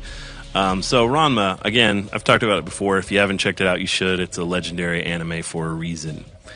And then my final choice, also somewhat of a selfish choice, but I do think it's a very funny show, is a Toonami show, Space Dandy. There's nothing selfish about picking Toonami shows. Spoiler alert. Thank you. So yeah, Space Dandy, which arguably we sold as somewhat of more of an action show than it really is, but we didn't necessarily know that because we didn't have all the episodes. Space Dandy, I would say, is a action comedy anime about a guy named Dandy and his search for aliens that he can sell, that he can collect bounty on. It's a really weird show. It's almost more of an anthology series where Watanabe was more of a producer, and he let different directors take different shots at episodes and plot lines. And sometimes episodes would end with everybody dying and everything would be rebooted the next episode. And eventually the storyline all ties together, and if you haven't watched it, you should plug your ears because now I'm going to talk about some stuff. It turns out that Dandy is like a omnipresent character or being that's in every single reality all the time. And at the end of the show, God, the narrator of the show ends up being God. God offers Dandy the mantle of becoming God, and he turns it down so that he can, because it's not being Dandy. So it's a totally bizarre show, but pretty funny. Some of the humor is a little bit like heavy on the booby humor, but in general, there are some funny characters, and I love the idea that anything can happen. So if Dandy screws up, he can kill everybody. Like, I love that freedom that they had to just do whatever they wanted to do that they thought was funny. Yeah, or just be zombies for the rest of time. Yeah, and I did not know that the narrator was God. So when we did our promo, the narrator is the person who narrates the promo. So literally, the voice of God, did Steve. our dandy promo. So if you haven't seen it, here's our premiere promo for Space Dandy. Since man first looked up at the stars, he has dreamed of faraway worlds, imagined encountering alien beings, and then capturing them for money. Alien hunting is a dangerous line of work, requiring cunning, stealth, and above all, subtlety. But no one's ever called our hero subtle. You call him Dandy. Space Dandy. A flair for the dramatic, a love for the ladies, and one sweet head of hair. That's the Dandy way. As Dandy and his crew race through the galaxy aboard the Aloha Oi, they search for fame and, of course, boobies. These are the tales of their adventures. From the creators of Soul Eater, Full Metal Alchemist, and Cowboy Bebop, Toonami is proud to present the world premiere of Space Dandy, starting January 4th at 11:30. Only Toonami on Adult Swim. So yeah, that promo, I remember, I believe it was IO9 posted about it and were mad because they thought we made a sexist promo, but the show hadn't come out yet, so we couldn't really tell them, like, well, right or wrong, that's the show. He goes to a place called Boobies, and he's totally obsessed with boobies and asses, and he goes there pretty much every episode, so kind of hard to make a promo that did not feature boobies for this show. But I think the promo gives you a good idea of what the show's like. So one of my favorite comedy anime, happy that Toonami got to premiere that. And now World it's Gil's turn. That's true. World premiere. Yep. And then the Japanese sub was a little inferior. So. Don't get the weeaboos excited. So I prefer the original. Well, that's the English. What aired it? I know. That's what I like to.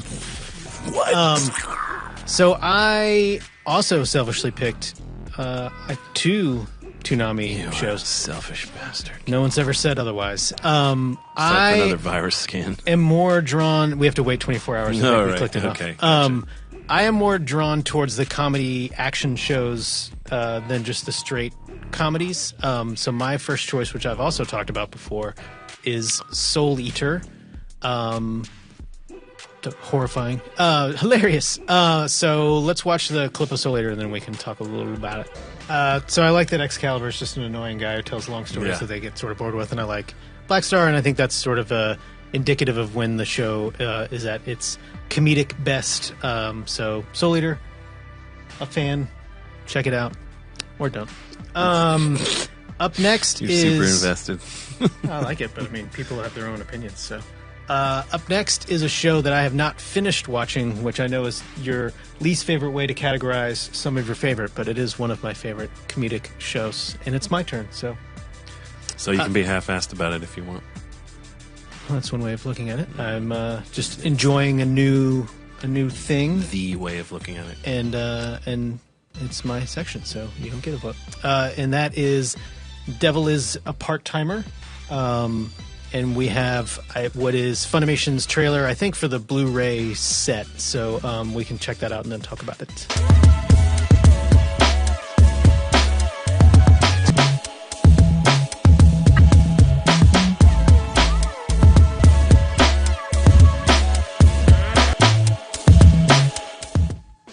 It's not the world's greatest promo ever. Gives you an idea, though, I guess. But yeah, it's...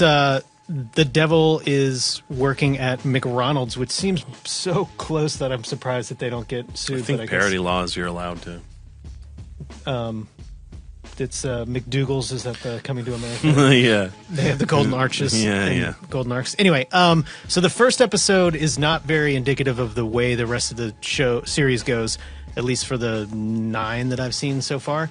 There's 13 total. The first one is way darker and more action heavy, and it's seemingly setting up the world, but it's really just setting up the devil, and then Satan goes and works at McDonald's, and then everything else takes place sort of around. It's a good idea, though. And he's a surprisingly dedicated employee. He puts a lot of effort into his craft as a fast food service employee. Are his fries super spicy? Yeah, they're and he's wants to be the best devil's fry salesman around. There's not a ton of action in it, but there's enough to where it's not just a totally talking show. But I'm enjoying it. I still have 4 more to go, so maybe it'll take a turn for the satanic, but so far it's been enjoyable, and I've been liking it. So check it out. Not in any way an indication of Toonami getting it pre-surprised by signing the waiver and all the other stuff.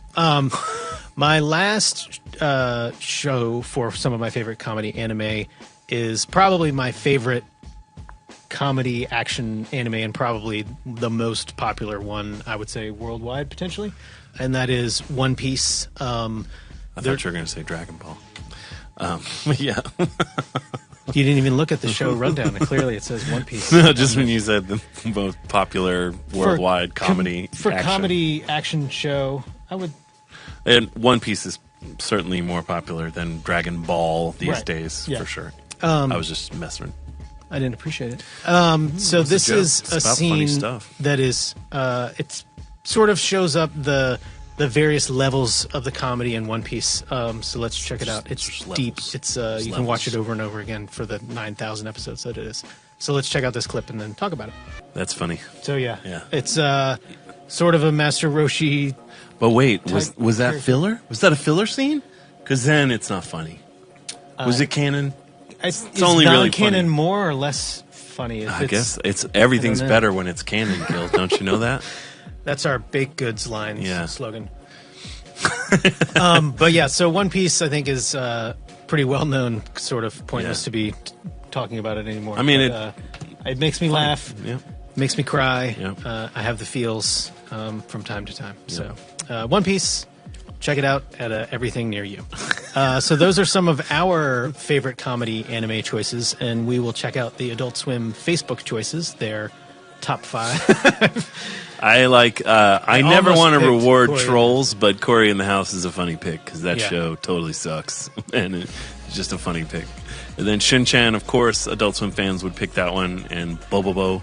Fooly Cooly was one that people picked a lot, and I guess I've seen it too many times because I definitely think it's funny. There's definitely funny stuff, but I don't think of it as a comedy anime because there's a lot of wistfulness to it. But I mean, it is more of a comedy than anything else. Yeah. And then, of course, the Dandy Baby. So then up next will be Toonami Facebook choices at facebook.com/Toonami. Like us if you have not already done so. Love us. Love us. But press the like you button. Always have. But indicate your love by liking us. Right. You can love us. Just pretend it's liking us. And then, the devil is a part-timer. And One Punch Man, always, these days, a popular choice. Fooly Cooly, Gintama, and My Bride is a Mermaid. Have you seen either of the last two? I've seen Gintama and I almost picked it, but there's not a dub, so it was going to be a weird clip to show of lots of reading. I have not seen. We don't want subtitles. We don't want people to have to read. Nobody reads. I don't know how to read. We want people to watch the broadcast. I don't know what that says below. I hope it's good news, though. Yeah. So those are comedy. It says Gil is a part-timer? I don't know. So that's our favorite comedy anime. Thank you for all of your submissions. And now we're going to move on to the next portion of our broadcast, which is a sneak peek / re-air of episode 4 of Intruder 2, in which something bad happens. So why don't we show it? Or if you're a dick, I guess something good happens. But I don't think anyone should This think is the about it shortest episode of Intruder, and a lot of people were annoyed by that, and I'm sorry, but that's the way it goes. So let's re-air this episode, and we'll talk about it afterwards.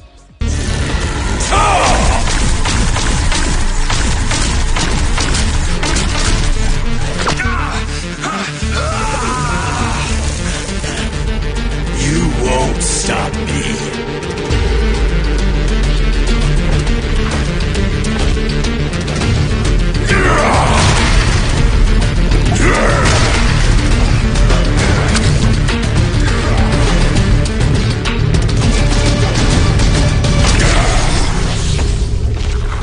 What the hell do you want from me? To make you suffer, of course. Damn it. Sarah, he breached the core. Can you back up your systems? I'm trying, but the backup servers were fried in the EMP. It doesn't look good, Tom. You need to get out of there. He's at the core console right now. No! Can I get to him from another floor? There's gotta be a way. It's too late, Tom. pulling me offline now. I'm fading. I can't see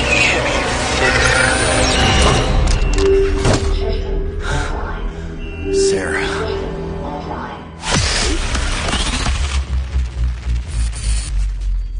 Tough break for Sarah.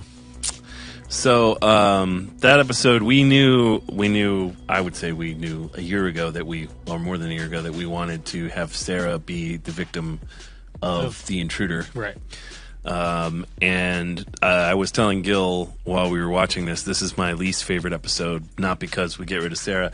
That part's great, but because it was not, we had a lot more ideas of what would happen in that action sequence that basically our animators were like, you don't have the money for that. So we had to just compromise a lot, which is a bummer, but I still think it came out well. It's just, of the episodes, it's the one I see the most, like, I wish we could have done this or that. Like, that's it's not that it's not good, it just had the potential to be even It had better. the potential to be great, and it's merely pretty good. We also, fun fact, we originally, when Tom goes on Somebody his else knees, died. when Tom goes on his knees, we originally had him going, Sarah! And when we did it, it felt too much like Darth Vader in The Revenge of the Sith. No! Like, we didn't want that to be so we decided to just pull back from it a little bit, which I think ended up being a wise decision. Thank you. That was Brent Busby, our mixer and score dude, who told me, hey, maybe we should. And he was right. That's a good suggestion. But yeah, First bummer. one ever for Brent. Bummer for Tom. Bummer for Toonami fans. Sarah getting pulled offline. Gil, do you have any thoughts, feelings, reflections? I mean, anecdotes. Not anecdotes. Limericks. I mean, I always wanted to kill Sarah from the beginning, so it was just from day one. Finally, was able to come through. Jason didn't want to do it, but I overruled him. So it was. I mean, the reaction people seem to be going through the 5 stages of. Is it 5 stages? Totally of grief. Of grief. So it's the denial of no, she's not gone, but she is in fact gone. I don't remember the other ones, but basically it was denial and then anger, and then acceptance. No, I don't think acceptance. I don't think we've made it to acceptance. We yet, don't but quite have maybe, acceptance, but there are a lot of theories about Yeah. about what's going to happen, which I think is great, and I've been really gratified to see that most people watching who care about this at all, because there's a whole, I think Toonami hardcore fans, like the people of those of you who are watching this broadcast. We're talking to you.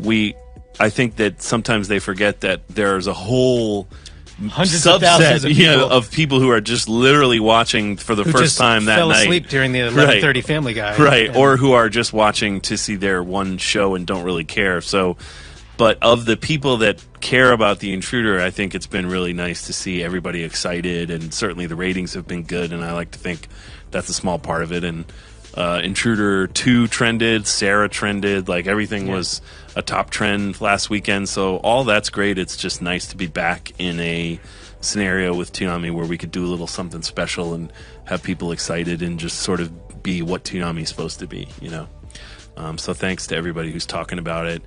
Even the people who are complaining about it. Thank you to everyone except for the trolls. You guys can go yourselves. All right, so we look forward to episode 5. Let's do our little sneak peek of episode 5. Sweet victory. Do you know how long I've been out there looking for you? Intruder 2 continues Saturday night at midnight. It just cuts back to his again.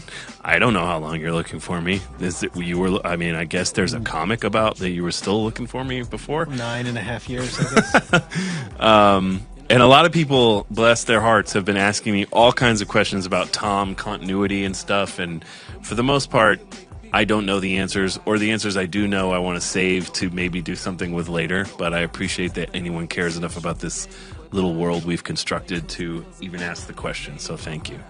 I think actually in our order here we have a music video, but I think we should show Dana's thing next. Sure. So we have a message from Dana Swanson, who was the voice of Sarah from Toonami's Rebirth and this whole time, who I think turned in a really great performance for Intruder, and was pretty emotional for her because she didn't know Sarah was going to get got. It was emotional for me reading her for the first time, and her read for I'm fading. I got a little. She did I a good almost job. Felt a feeling. I almost had a feeling, and then luckily I was able to pull it back under control. Powered through that shit. But yeah, let's see. Dana made a little video about her experience as Sarah. For those of you who are interested, let's show that. Hi everybody, it's Dana Swanson. I've been voicing Sarah on Toonami for the past 2.5 years, and I'm really, really sad that she just got pulled offline. In other terms, she dead. I have no idea if there's a backup. I have no idea if she's in the Matrix. I don't know what's happening. I don't know if she's coming back. I don't know if she's not coming back. All I do know is here's the day that I read the script. This is a picture I took in the booth. I was really, really sad. I still am sad. And I got a lot of really sweet notes from tons of people. And just really want to thank you for your love and support and for watching this really awesome project that everybody's been working so hard on for the past couple years. Intruder 2 has been a great project and love doing Toonami. I'm pissed at the Intruder and want him to die a blobby death. It just makes sense, right? I don't think I can answer any questions because I don't know what's happening, but I will tell you some really important information about Jason and Gil. Jason brings his food from home most of the time. Gil orders from the cafeteria, I'd say most of the time. Some days they both order Jimmy John's. So now you've got some real insider information. And I hope you use that to the best of your advantage. Thanks again, everybody. And love each other. Back to you guys. Love each other. That's Dana clearly does not have all of the information at her fingertips. I've been bringing my lunch since the beginning of November. In fairness to Dana, you did make that was a recent policy change in the Austin. Yeah, she's just not as up to date about in the Austin household about how things are going. What made you just decided like I've had enough of waiting in the line and I want to just bring my food? One day it was a horrible experience of standing and listening to humans speak and interact, and I just refused to ever do it ever again. Gil's delightful. Yes, I too bring my lunch. For similar reasons, although not exactly the same. More because I eat better. Order from the cafeteria. I'm like, I guess I'll have a burger, and I just eat like shit every day. So, in a sad attempt to be a less unhealthy person, I bring my food from home. Fun fact about me: I eat almost every meal at home. My family makes breakfast, lunch, and dinner at home pretty much every day of the week except Friday and maybe Saturday. So, your fun facts are not fun in any way. I mean, that's a fun fact if you care to know things about me. Yeah, I guess that's why it wasn't funny. This is why you don't want to wait in the lunch line, because you're a terrible person. That's true. So, speaking of fun things, we aired a music video this Saturday. We've been lucky enough to have a lot of people approach us the last several weeks. And Inside Toonami, for like the last 4 weeks, we've had a premiere music video, which has been awesome, in addition to all of our Intruder stuff. I don't know that we're going to keep that up the whole time, but we premiered this video, and I really like it. It's this guy Larange who does a lot of music for us at Adult Swim now, and he recently released an album with the legendary rapper Kool Keith, and they made this cool animated video. So we showed it in Toonami, and we thought we'd just show it again here for anybody who hasn't seen it, because it's awesome. And we're going to leave you guys with this video, and we will see you next week for a new Preflight. So thanks for watching. See ya. And Gil's terrible.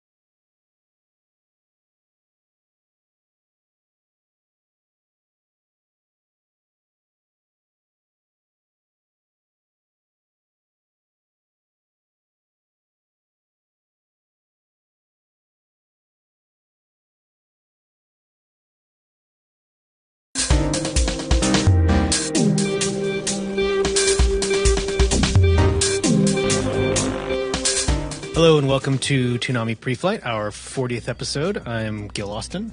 I'm Jason DeMarco. And today we're going to talk about Rurouni Kenshin, which sounds like you're not pronouncing it right when you say it. Rurouni Kenshin. Rurouni feels like it's a misprint. Anyway. It feels like it's not right, but it is. We're going to talk some of our favorite open world video games, which I think might be my favorite genre of video game. By an increasingly popular one. We are going to have a look both forwards and slightly backwards at Intruder 2. We've got a Bloom Room. We have a Dana Mobile on the Move. It's pretty full. Action-packed. Thanksgiving, post-Thanksgiving, unbuckle your pants and sit back and relax and watch it. Nothing sexual. It's just you ate too much. You just need a little bit more room. Okay, gotcha. Too much turkey. Don't take your pants off. What do you eat for Thanksgiving? Do you have turkey? I eat it all, yeah.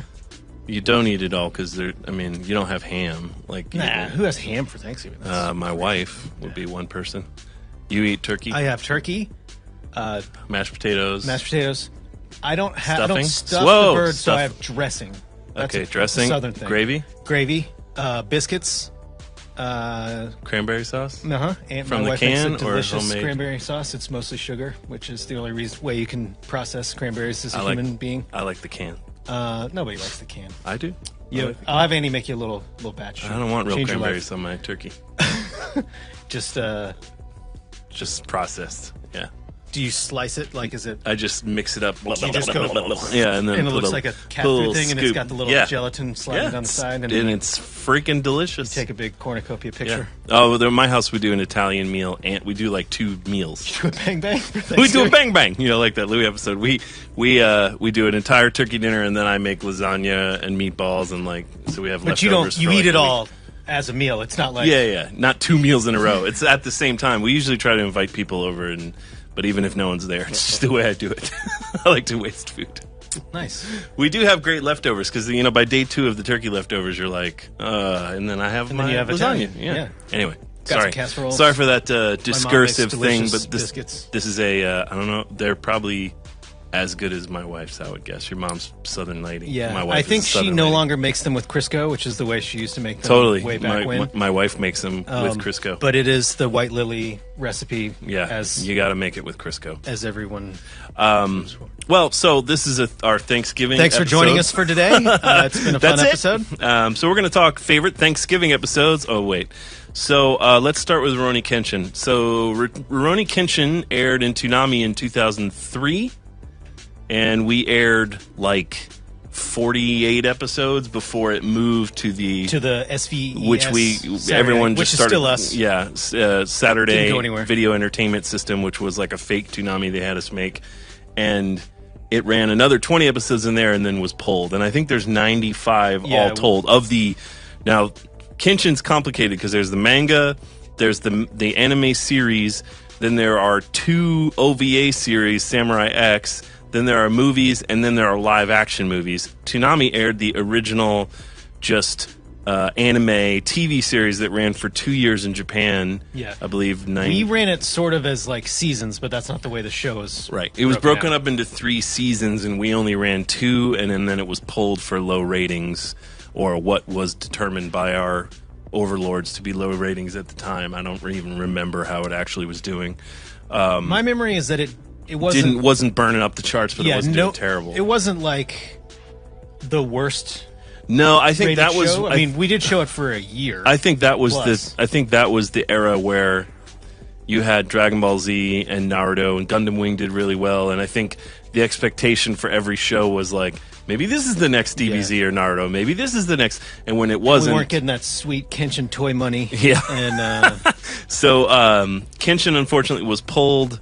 We had nothing to do with that before you complain, but we loved it. We very much wanted our programming department to go after it, and they very graciously listened to us and got it. And I think it's one of the better samurai anime, period, if not the. There's Samurai 7, but I think Kenshin is and there's Champloo, and there's some other ones, but I really like the storyline of Kenshin a lot. Lone wanderer atoning for all your previous murders that you personally have done. So Kenshin, the plot, what Gil's referring to is Kenshin, the plotline is the story of a sort of legendary assassin who reforms his ways and decides he's not going to hurt anyone anymore. He's only going to try to help people. So he only uses the blunt side of his sword, and then of course he's pushed through circumstance to have to kill. But that's not his fault. Many people again. He But it's tried. not his fault. But the creator of the manga is Nobuhiro Watsuki, and he has said, interestingly, that he doesn't think Kenshin is good or evil. He's neither. He's capable of both. He's chaotic neutral. Yeah, and the arc of his character is basically a redemption arc, and then of course there's a weird sort of teen romance thing. So it's like tonally the show goes from goofy teen romance to